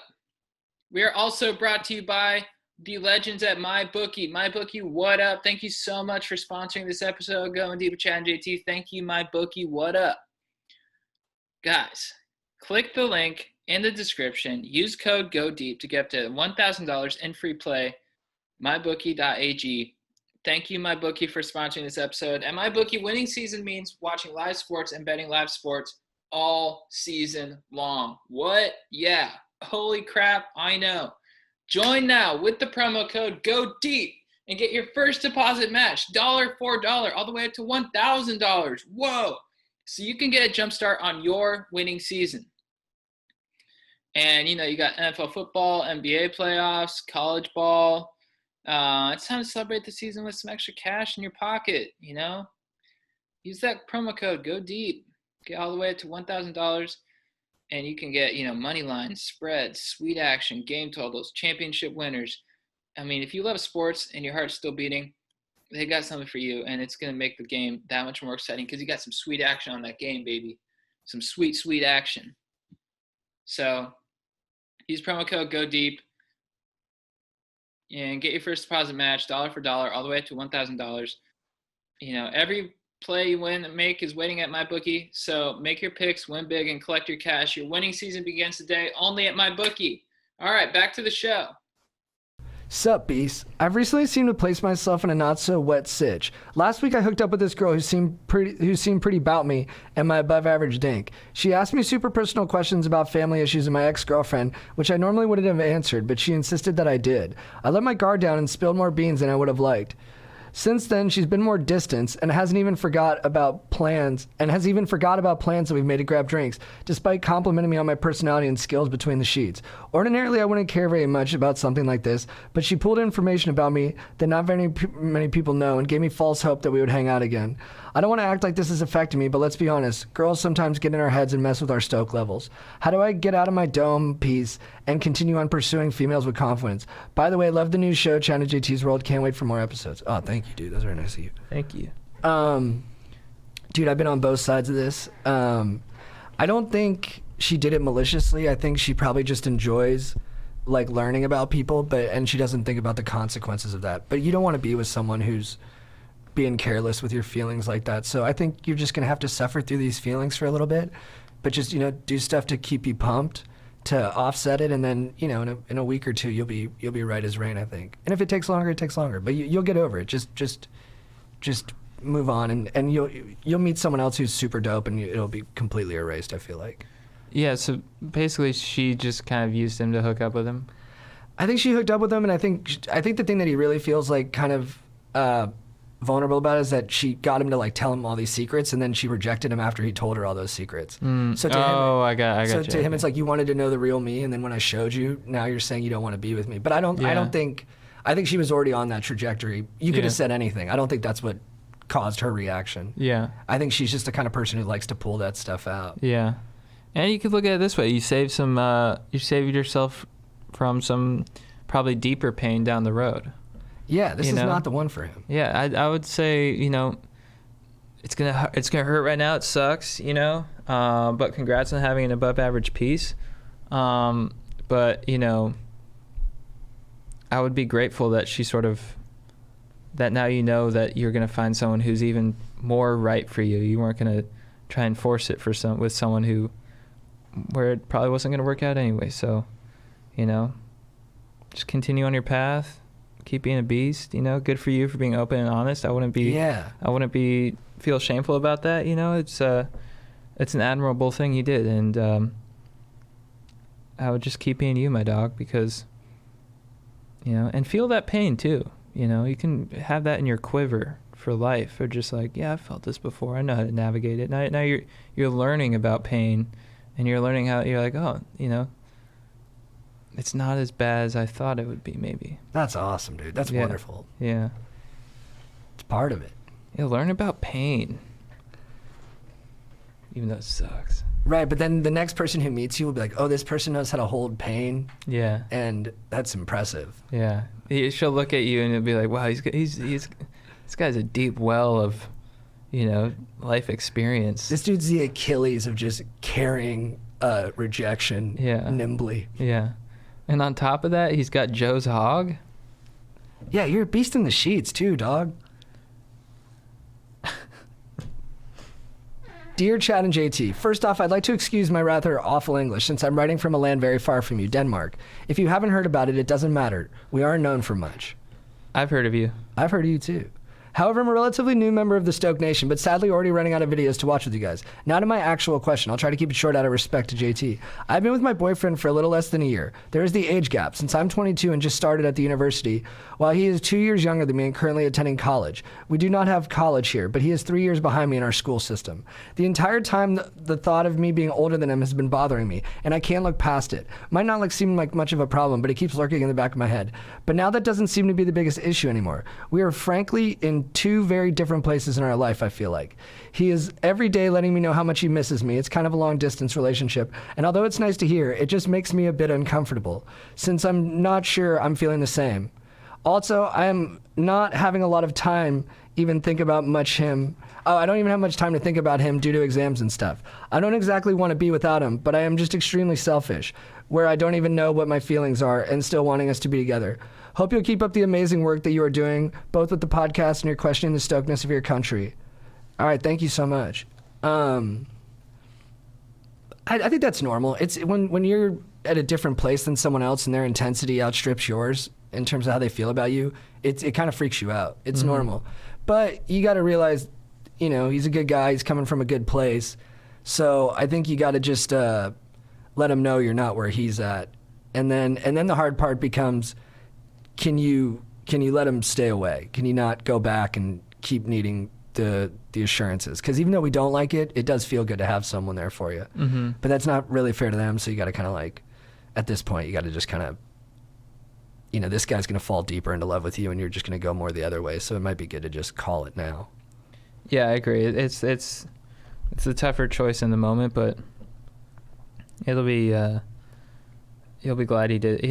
It'll save you from pain down the road, and you'll be glad he did it now, as opposed to, you know, a year, because you don't want that to live with that kind of like uncertainty for a while, and just that kind of like that feeling in the back of your dome where you're like, I know this isn't right, but I'm just keeping this going and keeping this guy on like a, just dangling the carrot, I guess. Yeah. So to speak. Yeah, he's going to be tortured and you're going to feel bad for torturing him. Yeah. So you just got to execute, delete, mission. Your mission is to break up, execute, delete. Dude, next question. Rip Surfer Magazine, the true culture of cool. Oh yeah, I heard about that. Surfer Magazine is no more. It's pretty sad. Yeah. Dude, Transworld, which Chris Cote was editor-in-chief of, and now Surfer. Wow, I can't believe Surfer's gone. I used to read it a lot. It's so good to get on a plane, and just look at the photos and, man. Shane Dorian at Chopu. You're like, this is awesome. Yeah. Dude, Shane Dorian's so cool. He's a cool dude. Should we have a moment of silence for Surfer Magazine? I think that'd be really nice. Yeah, I'll do it for maybe 30 seconds. I might cut it shorter on the YouTube. Maybe like 10. I know I'm down to do a full 30, but I just might cut it down in post. Yeah. All right, Aaron, stay silent for Surfer, please. Thank you. All right, 3, 2, 1. Thank you, Surfer. I think I held my breath that whole time. I was thinking about times where I was on a plane just reading it. That's nice. Bro, I'm such a fan of your work. It provides me stoke every day. Keep up the solid content. I'd tell all my dogs about you. This guy just wants to meet up, actually. No cue there. Well, that is a problem. Yeah, he says he likes to work out. Maybe we'll do a digital date first, see how that goes. What up, bros? First, I would just like to apologize. I recently purchased the most excellent Lawnmower 3.0, but I totally forgot to use your promo code. Again, I sincerely apologize for my most egregious mistake. It's all good, man. As long as you're using the product, we like to hear that your pubes are looking trimmed. No, I said that wrong. Trims are looking pubed. That's right. But it was purchased in your honor. Anyways, I wrote to you a while back about a family stoke crisis. It was about my mom was unfortunately diagnosed with leukemia. I just wanted to give you a quick update. She's doing awesome. She's fighting through it, getting stronger, and living it up every day. Anyways, moving on to my question. So I just recently graduated high school and totally partied hard over the summer, but now all my friends are off doing their own things like college. I decided not to go for the fall semester because of the bogus circumstances due to the pandemic, but I gotta move on someday, I guess. My question is mainly just, what did you guys do right out of high school, and how did you make that big decision? And how can I know if what I chose to do is right for me? I know this isn't the most urgent question, but any advice is much appreciated. Catch you later, Chad and JT. What did we do right after high school? Yeah. Well, I went to college. Nice. Like right after I graduated? Yeah, I think so. I think he's wondering what our moves were after high school. What was I doing? I had a job. I can't remember what it was. I moved to Costa Rica and I taught English. Oh, nice. And I was horrendous. I think I showed up to 10% of my classes that I was supposed to teach. When I was there, I was good. Yeah. If you would just show up for class and you wouldn't have I wouldn't teach. Yeah, like it was kindergartners and I probably missed 4 days out of the week. So what'd they do? They just had their normal school day. I don't think they had like huge curricular expectations for me. Right. And once I felt that, and I felt that it was pretty loosey-goosey, yeah, I was already just such a kind of just dumbass. Yeah. And also just very insecure. So I was like, I'm just going to hide at this apartment for like a couple months. Yeah. It was fun. I lived with all English guys. They were cool dudes. But I just wasn't ready. I needed to be older to appreciate it. And then I went to junior college and I suffered through that for a couple years. And then I started studying movies. And then I moved to LA and just did comedy and stuff. And then got into activism with Chad. And then everything is about that now. But I don't know. But what I would tell you to do, dude, is get to college soon. Go as fast as you can. Even if it's not the perfect circumstances, I would go. Yeah, right after high school, I worked a job at Rematch Sports, selling, some blades, some sports equipment, essentially. And then went to college right away. studied philosophy, partied a lot, and then I moved straight to LA, and I just right after college just moved straight to LA to do comedy and then activism. So I was pretty lucky. I halfway through junior year of college, I knew exactly what I wanted to do, so I was dead set on it. And I just like a week after graduation moved to LA, and I was like, I fucking had the tunnel vision of what I wanted to do. So I just started working out, tanning, and working on my craft and my civil service. For sure. Last question. Let the Jimbroni live. What up, Stokelords? I've recently run into a predicament with an old friend, and I need some advice on how I should proceed. So Jonathan and I have been kind of tight since 5th grade, but never that tight. We used to hang out pretty often, but we never had a deep emotional connection. He never once told me what he was interested in, and would make fun of me whenever I would tell him. Yeah, sounds a little rough. We have grown even further apart since I dropped out of high school to start college, and we have seen each other a lot less since then. We are kind of neighbors, and we hang out with some of the same people, so I feel there is an opportunity for a good friendship. I've always thought it was weird that we weren't close, so I decided to reach out to him. In an attempt to rekindle our friendship, I asked him for advice on a girl I was dating. I didn't really care about his opinion, but I wanted to feel like we were still tight. This was all over text, and I thought it went fairly well. I recently exposed myself to him. What? Oh, I really exposed myself to him and let him know all of my thoughts. We went on a hike that week, and it was really fun. We had some good conversations, and I felt like we were close again. A week or two passed, and I found out that the schmoll sent screenshots of our conversation to my ex-girlfriend and started telling everyone I have commitment issues. This guy did? What?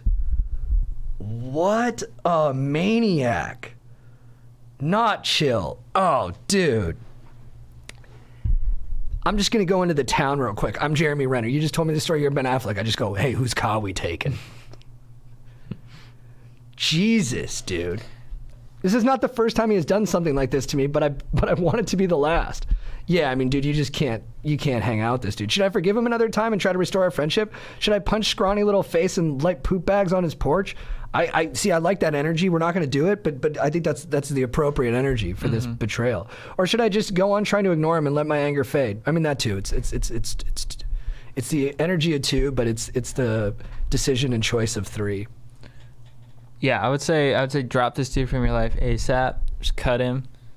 Success is the best revenge, so just, continue to stay on your path and just continue to keep crushing it. And just dominate him from afar. Some people just want to see the world burn, dude. This is a Joker type. Yeah. I also think you were probably chasing the friendship a little bit too much. Let's get like me being like super way too thinky about it, but like, is this guy being a glutton for punishment? Like, why is he chasing a guy like that to be his friend if the guy like does stuff like that? He says it's not the first time that's happened. Yeah, he probably has some kind of like desire to. Yeah, why do you want this guy to like you? Yeah. Yeah. Maybe it's because you just have optimism in people and you want them to be better than they sometimes show you to be. But this guy has shown you enough. Keep it moving. Yeah. Damn, dude. It's one of the darkest things I've ever heard. I don't know why that affected me so much. Because it reminds me of when that one guy told some embarrassing shit to my girlfriend. And she told me about it. I didn't talk to him about it for a year. And he knew you were dating her, right? Yeah, she told him. She's like, I'm dating JT Parr. And he's like, you're dating JT Parr? Did you know these like awfully embarrassing things about him? That I told him in confidence. Man, I wanted to I was so pissed off that day. I remember. I was like, fucking motherfucker. He's a dead man. My sponsor in Sex Addicts was like, okay, you're going to relax a little bit, JT. I was like, I can't say his name. I'm a fucking idiot. Cutting that. All right, dude, should we get into the beefs, babes, and legends? Yeah. Chad, who is your beef of the week? My beef of the week is post-college hangovers. Dude, I mean, there's just sort of a message to my noggin. What is going on? Why are you betraying me so much? When I was in college, raging was, it was my thing. I was like, it was like the weekend came and I'd be, just gyrating my hips in public for like 24 hours straight. And then, I'd have a little bit of a hangover, but I'd recover quickly, and I'd be like, all right, next Thursday it's on. But now, when I booze, when I party, and I get hungover, it just knocks me out for 1 to 2 days where I'm just sort of, and I'm like, why am I being such a Sally? Because I'm out, like, most of the time I'm just like beyond stoked. Just extra stoked. Beast mode. Just like so fired up. But then I try to get even more. Maybe I just get too stoked, where I just get in that realm of being like too fired up, because I party, I get too fired up, and then I just sit in the deep depths of bummer for a day or two, and it just makes me question, like, if partying is even worth it anymore. It's tough. It's like, because I'll fight for parties, but it's like sometimes you got to take a look at yourself and be like, maybe it's time I find a different party. Do shrooms work? Yeah. Do you have fun on shrooms the way you have when you're drinking? Yeah. Oh, you do? Yeah. That might be the ticket. Yeah. Sorry, Mom. I mean, like, once, very responsibly. I'm not going to let him do it all the time. I got his back, Mrs. Kroger. You don't worry. Well, JT's right there. I'll have him right as rain. Just a little shroomy. To give him a little escape. And some, there's enlightenment on top of that, too. Yeah. And no hangover. Yeah. Or skydiving. Which one's scarier for a mom? Probably the shrooms. No, probably skydiving. You think so? Yeah. What's scarier, shrooms or skydiving? Skydiving. That's actually tough. That's a tough question. It's a tough cue? Because... Take it for a walk. Well, it's just two different types of fear. Different. I think, because like skydiving, you're like, okay, I could either go well or sudden death. Or shrooms, I could dive deep into the most evil parts of my mind and have to confront that. That seems scarier to me. Because if you die, you die. You're just like, if you die skydiving, you just like... It's a fast one. Yeah. Although it seems like you do fall for a while. Yeah, that would be an interesting headspace to be in. Yeah. Oh, I'm going to hit the ground from skydiving. How did my life end like this? You're just like, fuck. You're like, of all the fucking ways to die, god damn it. Yeah. Plat. They explode. Yeah, I think shrooms.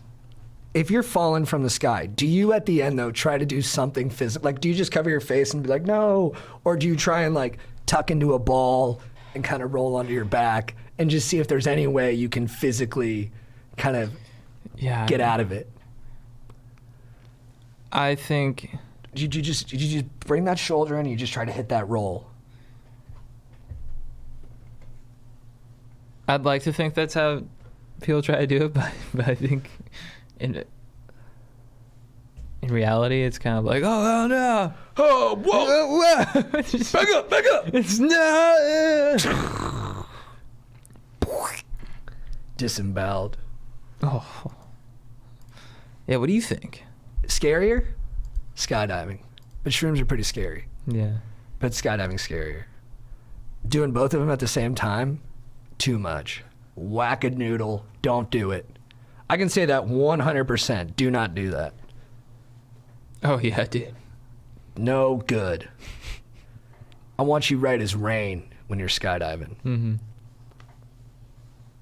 All right, Aaron, what's your beef of the week?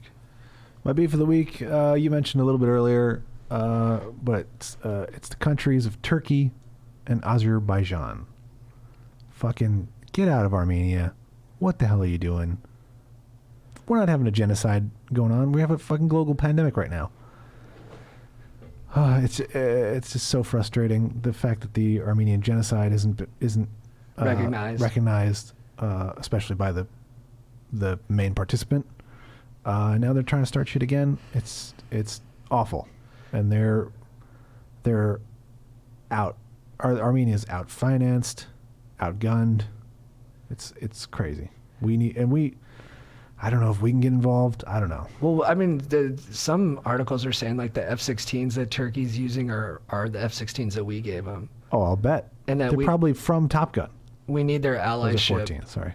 Because of our relationships with other countries out there, so we're kind of just tacitly supportive. Well, no, more than tacit, actively supportive. Yeah.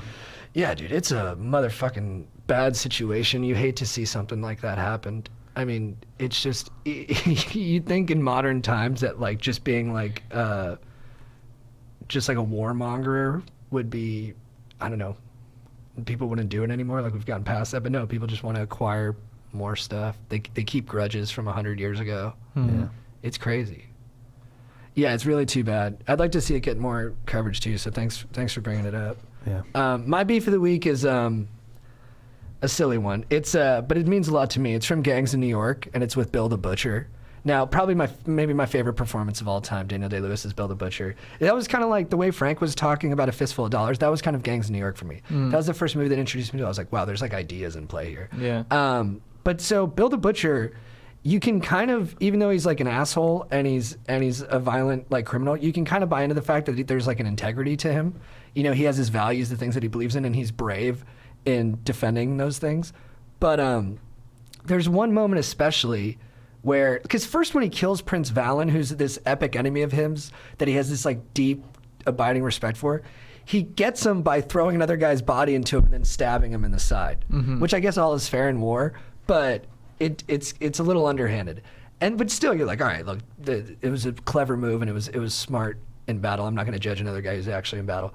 But then at the end, or nearing the end, he throws the butcher knife into the back of the barber, and it's like just straight like a cowardly move. Like the barber's like, hey, let's go inside and talk, and then he throws the thing into his back. And maybe that's just because he knows Prince Valen is actually his real enemy, but I don't know. I just lost a lot of respect for Bill the Butcher when he did that. Yeah. No, I hear you. He shouldn't have done that. Why do you think Scorsese made that choice? Or maybe it's the screenwriter. I guess to show us that, look, you shouldn't look up to this guy. Like, even though most rational people probably don't, but I was pretty taken with him.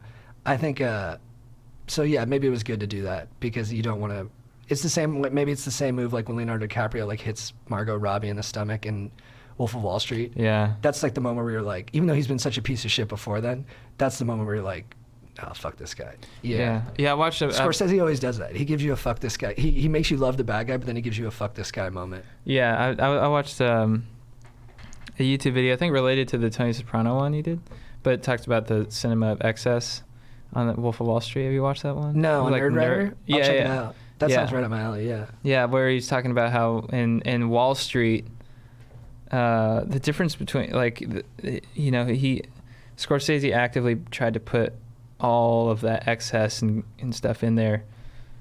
I'm gonna fucking botch the explanation, but it's basically like, because when you're watching the movie, he doesn't, because he got sort of panned by critics for sort of glorifying this lifestyle, you know.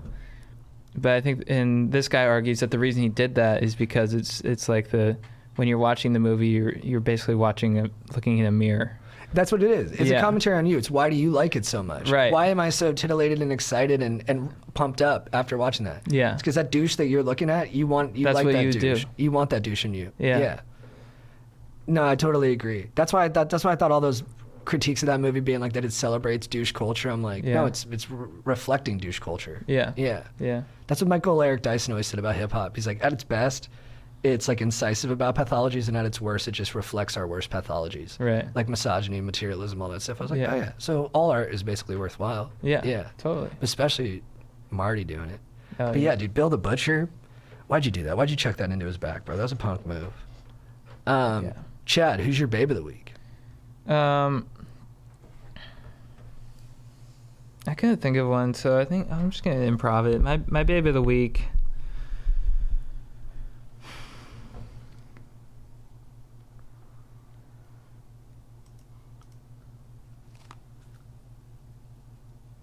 What's something we talked? My babe of the week is the sun coming out after a heavy marine layer. It's a nice one. You know, it's marine layer. For those of you who don't know, it's when it's overcast on the coast. And it's typical, especially in Southern California, you know, in June. That's why you get June gloom, May gray. You know, you just get heavy just overcast in the morning, and it can really bum you out because you're like, you know, summer's Summer's on its way. Summer's here. Summer's coming for me. But now this sun is getting blocked by these clouds. This is horseshit. And then the sun burns it off. You know, it's like noon.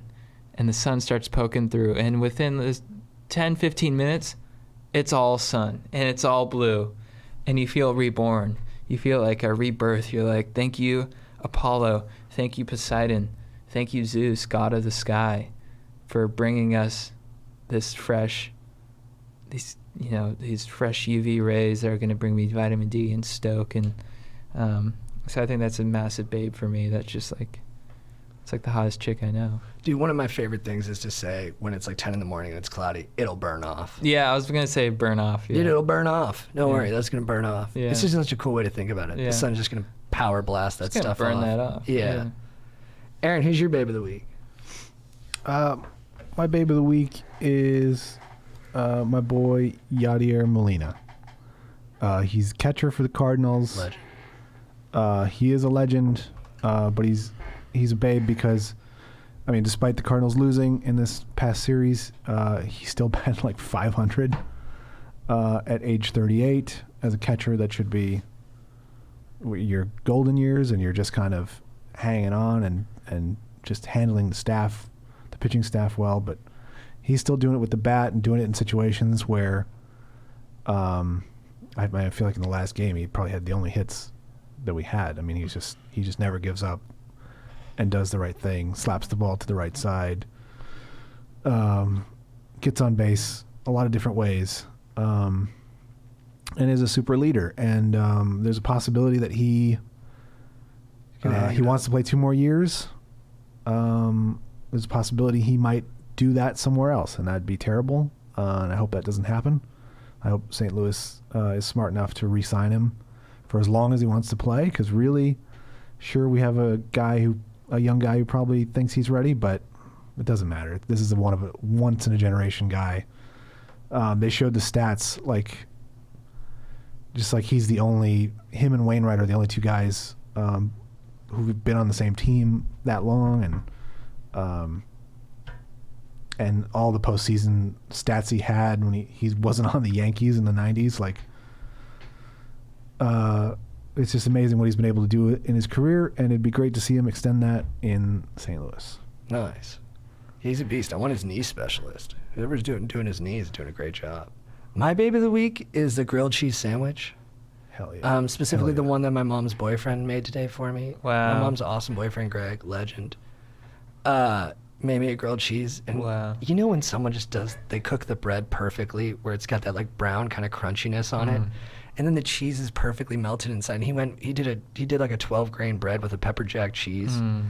And I was worried at first when I took my first bite that the pepper jack would be too overwhelming and I should have gone with something softer like a cheddar, but it was perfect. It was a perfect grilled cheese. Oh, that fires me up. It's just, I think, one of the best kind of, last meal thing. Grilled cheese is right up there. That and Eggs Benedict are just, fist fighting for the top spot. Sush too. Some sush. Yeah. That's probably the triumvirate. I was gonna make sugarfish. That was one thing I was gonna make. That. You gonna make it? One of the legends. Oh, right. This week? I don't know. I had something else in mind, but you just reminded me. Well, it's your legend of the week. No, but I didn't want to keep going on. No, that was it. I could rhapsodize forever, but I got it out. Well, my mouth is watering. That's nice. No, I gotta go with James Gandolfini though. Yes. He might be better than grilled cheeses. Yeah, dude, I've been crushing Sopranos, just nonstop. I think I'm gonna do synopses of it maybe. It's just so good. I mean, you watch it. I've watched it all the way through once. You watch it a second time, it's even better. I imagine the third time even. Like, it's one of those shows that has so many layers and right. just like so many just hidden gems everywhere. Where you're always discovering new stuff. It's such a rich show. Oh, yeah. Yeah. Wait, is it synopses or synopsis? Synopses is plural. Interesting. Yeah. I didn't know that. Synopsis is just one. Yeah. Hell yeah. But James Gandolfini, I mean, I think some people argue that his performance in The Sopranos is the best performance of all time. And I probably have to agree. I agree. I mean, he layered it over 6 seasons.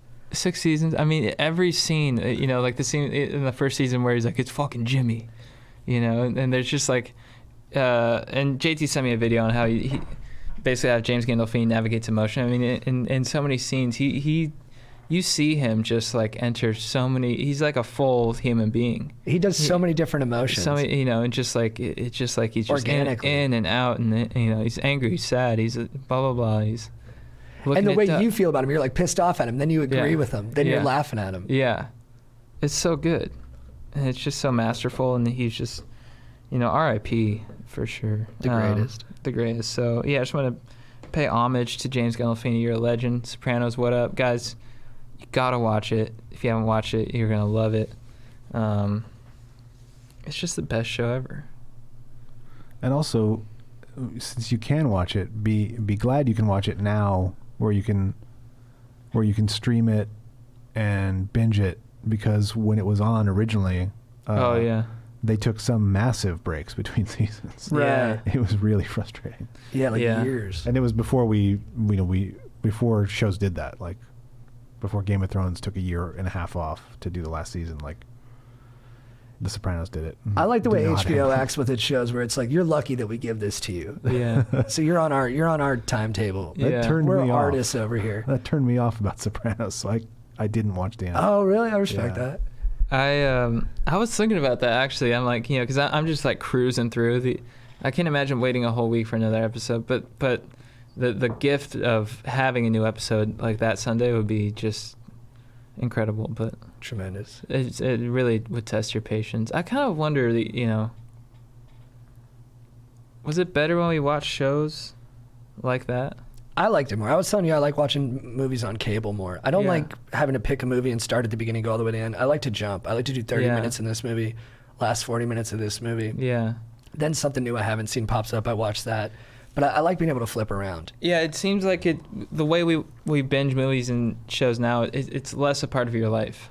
And now the problem is, if it doesn't grab you right away, you're out and you never finish it. But with other movies, like on cable, you can just jump in 20 minutes to a movie that's not that great. Yeah. And it's more fun to watch that way. Yeah. It's not meant to be watched all the way through. It's not that good. Yeah. But on Netflix, you watch like 10 minutes and you're like, I can't do this. I can't commit to this. Yeah. Aaron, who's your legend of the week?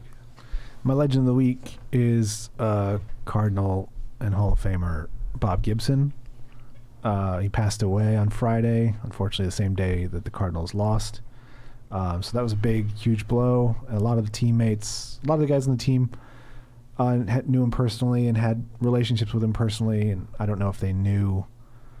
I think they were told as they walked off the field, which is also kind of shitty. But I don't know how they would have handled it if they'd heard before the game. Highlights of a career: 9-time All-Star, 9-time Gold Glover, NL MVP, 2-time World Series champ. He set the modern record for lowest earned runs in a season at 1.12. That means for every 9 innings he pitched, he gave up an average of 1.12 runs. Beast. The following year, they lowered the mound, so that would never happen again. They literally were like, no, this is too good. It's like Kareem Abdul-Jabbar territory, where they're like, you're too good, now we're outlawing dunking. Basically the same thing. And speaking of which, Bob Gibson was also so good at basketball, he was a Harlem Globetrotter. That's crazy. And the Cardinals paid him extra to let that go. An amazing dude, and what I found out is pretty amazing as well, is that like he was known as this super intimidating dude, and he looked so mean up there, and he was so mad at you. And in interviews later in life, he's like, I was terrified. I was terrified of failure, terrified of hitters getting to me. He had this like fierce, intense look in his eyes on the mound, and he's like, I just literally couldn't see. I needed glasses and I didn't get them. And you never really wore them on the mound in the 50s and 60s and 70s. So like he just couldn't see the signs. And so it's just crazy how he had this like lore and this legend of being this guy who would hit you with a baseball just as soon as look at you. And he was just like, I was terrified. My stomach was in knots all the time. He had ulcers from having to pitch as well as he did because the team wasn't scoring any runs. He would win so many games, 2-1, 3-2. And yeah, so it's just like everyone's opinion of him versus his own opinion of himself. It just makes for an even crazier legend. Yeah. That's nice. Rest in peace, Bob. My legend of the week is my family that came to stay with my mom this weekend while I was there. Even though I kept my distance from everyone, felt a little antisocial at times, but I really did love having them over. I was just nervous about Corona, but it was my cousin Andrew, his wife Josie, my cousin Diana and her husband Dan. Dude, it was so fun just hanging with them. They're all just great folks. We were eating Colombian food all weekend, like chicharron and like empanadas and stuff. And then, yeah, just watching football with some guys. I haven't done that in forever, and there was just 4 of us just watching ball. Yeah. And yeah, Dan's a baseball coach. My cousin Andrew's a cop, and they're just awesome dudes and super fun to hang out with. So it was nice to do that. And then Diana and Josie were really cool. I don't know, it's just nice having company. Yeah, that's cool. Yeah, like my mom is just kind of living it up, and so it makes me a little scared, but it was nice having family over. Absolutely. That's cool. Chad, what's your quote of the week? My quote of the week comes from Sopranos. This is, I believe, the season 1 finale, or maybe the penultimate finale. Is that the right word? Yeah. One before last. So there's beef. I'm not gonna get too into it, but there's beef within the family. And Tony is talking to his wife Carmela, and he's like, cunnilingus and psychiatry brought us to this. When they find out Uncle Junior's been going down on his girlfriend, and like old school Italian men don't do that. Yeah. Yeah. He's like, and then when Tony tells them he's been going to see a shrink, they're like, Maron. Dude, when Junior with the pie. Yeah, but he's so jilted by her by telling his secrets. He throws a pie and he cries while he throws the pie in her face. Junior's the best. He's hilarious, yeah. When he sings, that was a great ending to that one season. Yeah. Aaron, what's your quote of the week? My quote of the week is some more Jimmy Eat World lyrics. This is from the song I Will Steal You Back. It's the chorus. It's on the album Damage. How slowly we built the walls. In years they pile on. I will steal you back. Funny how the smallest lie might live 1,000,000 times. I will steal you back. Now, this song might be about a relationship, and it was written in 2013, so who knows? But I feel like that relates to America right now. Building walls, they pile on. Small lies live 1,000,000 times. That's not us. Let's take it back. Love it. Dang. My quote of the week is from David Goggins. Now, I sometimes get annoyed with David Goggins because I think he's too one note, but he actually did a good job of kind of pushing back on that thinking against him. So this guy wrote kind of what I've always been thinking. He said, "Man, you're always motivating." Being motivated and a positive influence, but are you even capable of having a normal human moment? Is it legitimately absolute 24/7 white knuckle do or die? Bro, sit down. We won't judge you. And I was like, yeah, well said. I mean, also my thing with him is that it's always in service of himself. He's never like, I have to be this badass for my family or for like the core. He's always like, I just got to be a badass. But wait, he said that? There's someone wrote that to David Goggins. Okay. The second part was me talking, but yeah, the first part. And then David Goggins wrote to the guy, relax. It's just my lifestyle. Do you? You don't see me judging you. I hope you were sitting down and enjoying your life. If so, congratulations. Not me. You say you won't judge me, so why the fuck do you even care to write stupid shit like this? So you made me sit down for a few minutes to respond to this bullshit. Stay hard. And I think it's a good point by Goggins that it's like, well, why are you guys even fixated on what I'm doing? If you don't like it, just ignore it. Yeah. Which is true. If he likes it, he likes it. Good for him. Yeah. Do you, Goggins? Stay hard. What's your phrase of the week for getting after it? Stay hard. Nice. Aaron, what's your phrase of the week for getting after it? Stay hard. Mine is from a Martin Amis and Salman Rushdie interview that they did with one another, based off Martin Amis's new I guess, a novelistic autobiography, which I guess talks a lot about Christopher Hitchens, so I'm curious to read it. My friend Robbie, who sends me all the best articles, told me to read this. And then Salman Rushdie goes, have you noticed like the readers are getting older? It's so nice when you can actually get a young reader. And then Martin Amis says, it's orgiastic to come across a young reader. That's nice. Got me pumped. He says, you think that means my afterlife is going to be as long as their life, but I think I write for my younger self. It's a compelling conversation between two old lions of the literary world. That's cool. They're very refined. Salman Rushdie. Yeah. That's always a name I knew as a kid, but I just was like, I had no idea who he was, and I just associated it with like fine art. I've never read any of his books. I first came into like knowing him because there was a fatwa in his life. Yeah. Yeah. Because he was such a dangerous writer that literally religious fanatics were going to kill him. Be like, that guy's badass. Hey, that nerdy guy is badass. And he dated Padma Lakshmi.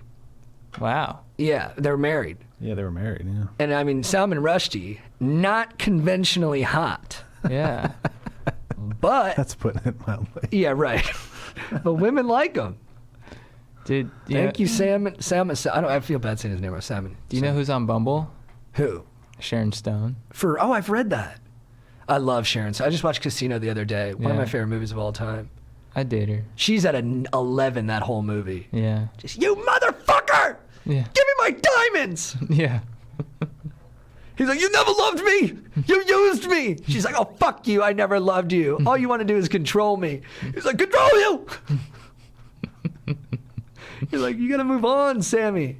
Dude, when Joe Pesci boinks her. Oh, dude, traumatizing. Watching Joe Pesci have sex. I joked with my mom when I first saw it. I turned to my family and went, you guys know I'm scarred for life now, right? He said, ha, ha. Yeah. The acting by Pesci is amazing. He's so committed. Yeah. Ha, ha, ha. I haven't even seen the whole movie, but I've seen that scene, and I am still traumatized by it. It's scarring. I mean, Sharon Stone's so beautiful, and Joe Pesci is going after it so hard. Yeah. Pesci. I guess Louis C.K. tried to cast. This is so funny. All these threads are coming together. But Louis C.K. tried to cast Joe Pesci in the Alan Alda part in Horace and Pete, and he said Joe Pesci wasn't interested. But he said the one thing Joe Pesci told him that was like of note was that he doesn't go down on women. Mm. And then was that fucked up of Louis to repeat it on like late night, or do you think that's Probably. fair game? I don't know. Maybe he asked. He probably asked him. He said, "Hey, is it cool if I share that?" I don't think he asked him. Would you, if Joe Pesci said that to you, would you repeat it on Conan? No, I'd be too scared. You'd be like, I'm not doing Joe I'm not like disrespecting Joe. Right. I feel, yeah. If you put it like that. I might say something. I would probably say it. You could say, hey, look, I talked to Joe. I think Joe's a great guy. I love Joe. But he doesn't go down on broads. Just throw it out there. Conan? If Conan would let me. On like TBS? Yeah. He doesn't go down on broads. I wouldn't say broads, but I'm, having fun. No, I know. I know. Yeah, I'd say it, but I'd say it. Yeah, if Conan would let me, I think. If they said no, I wouldn't though. I mean, because we wanted to talk about steak on Ellen. That was a no-go. She wasn't down. Yeah. All right. That was fun. Yeah, that was great. Aaron, good to see you. Yeah. Good to be here. JT, good to see you. Good to see you too, brother. See you soon. Stokers, write us a review. That helps us out. And thanks for listening. Yeah. And thanks for staying stoked and just being legends. I'll see you later. If you need advice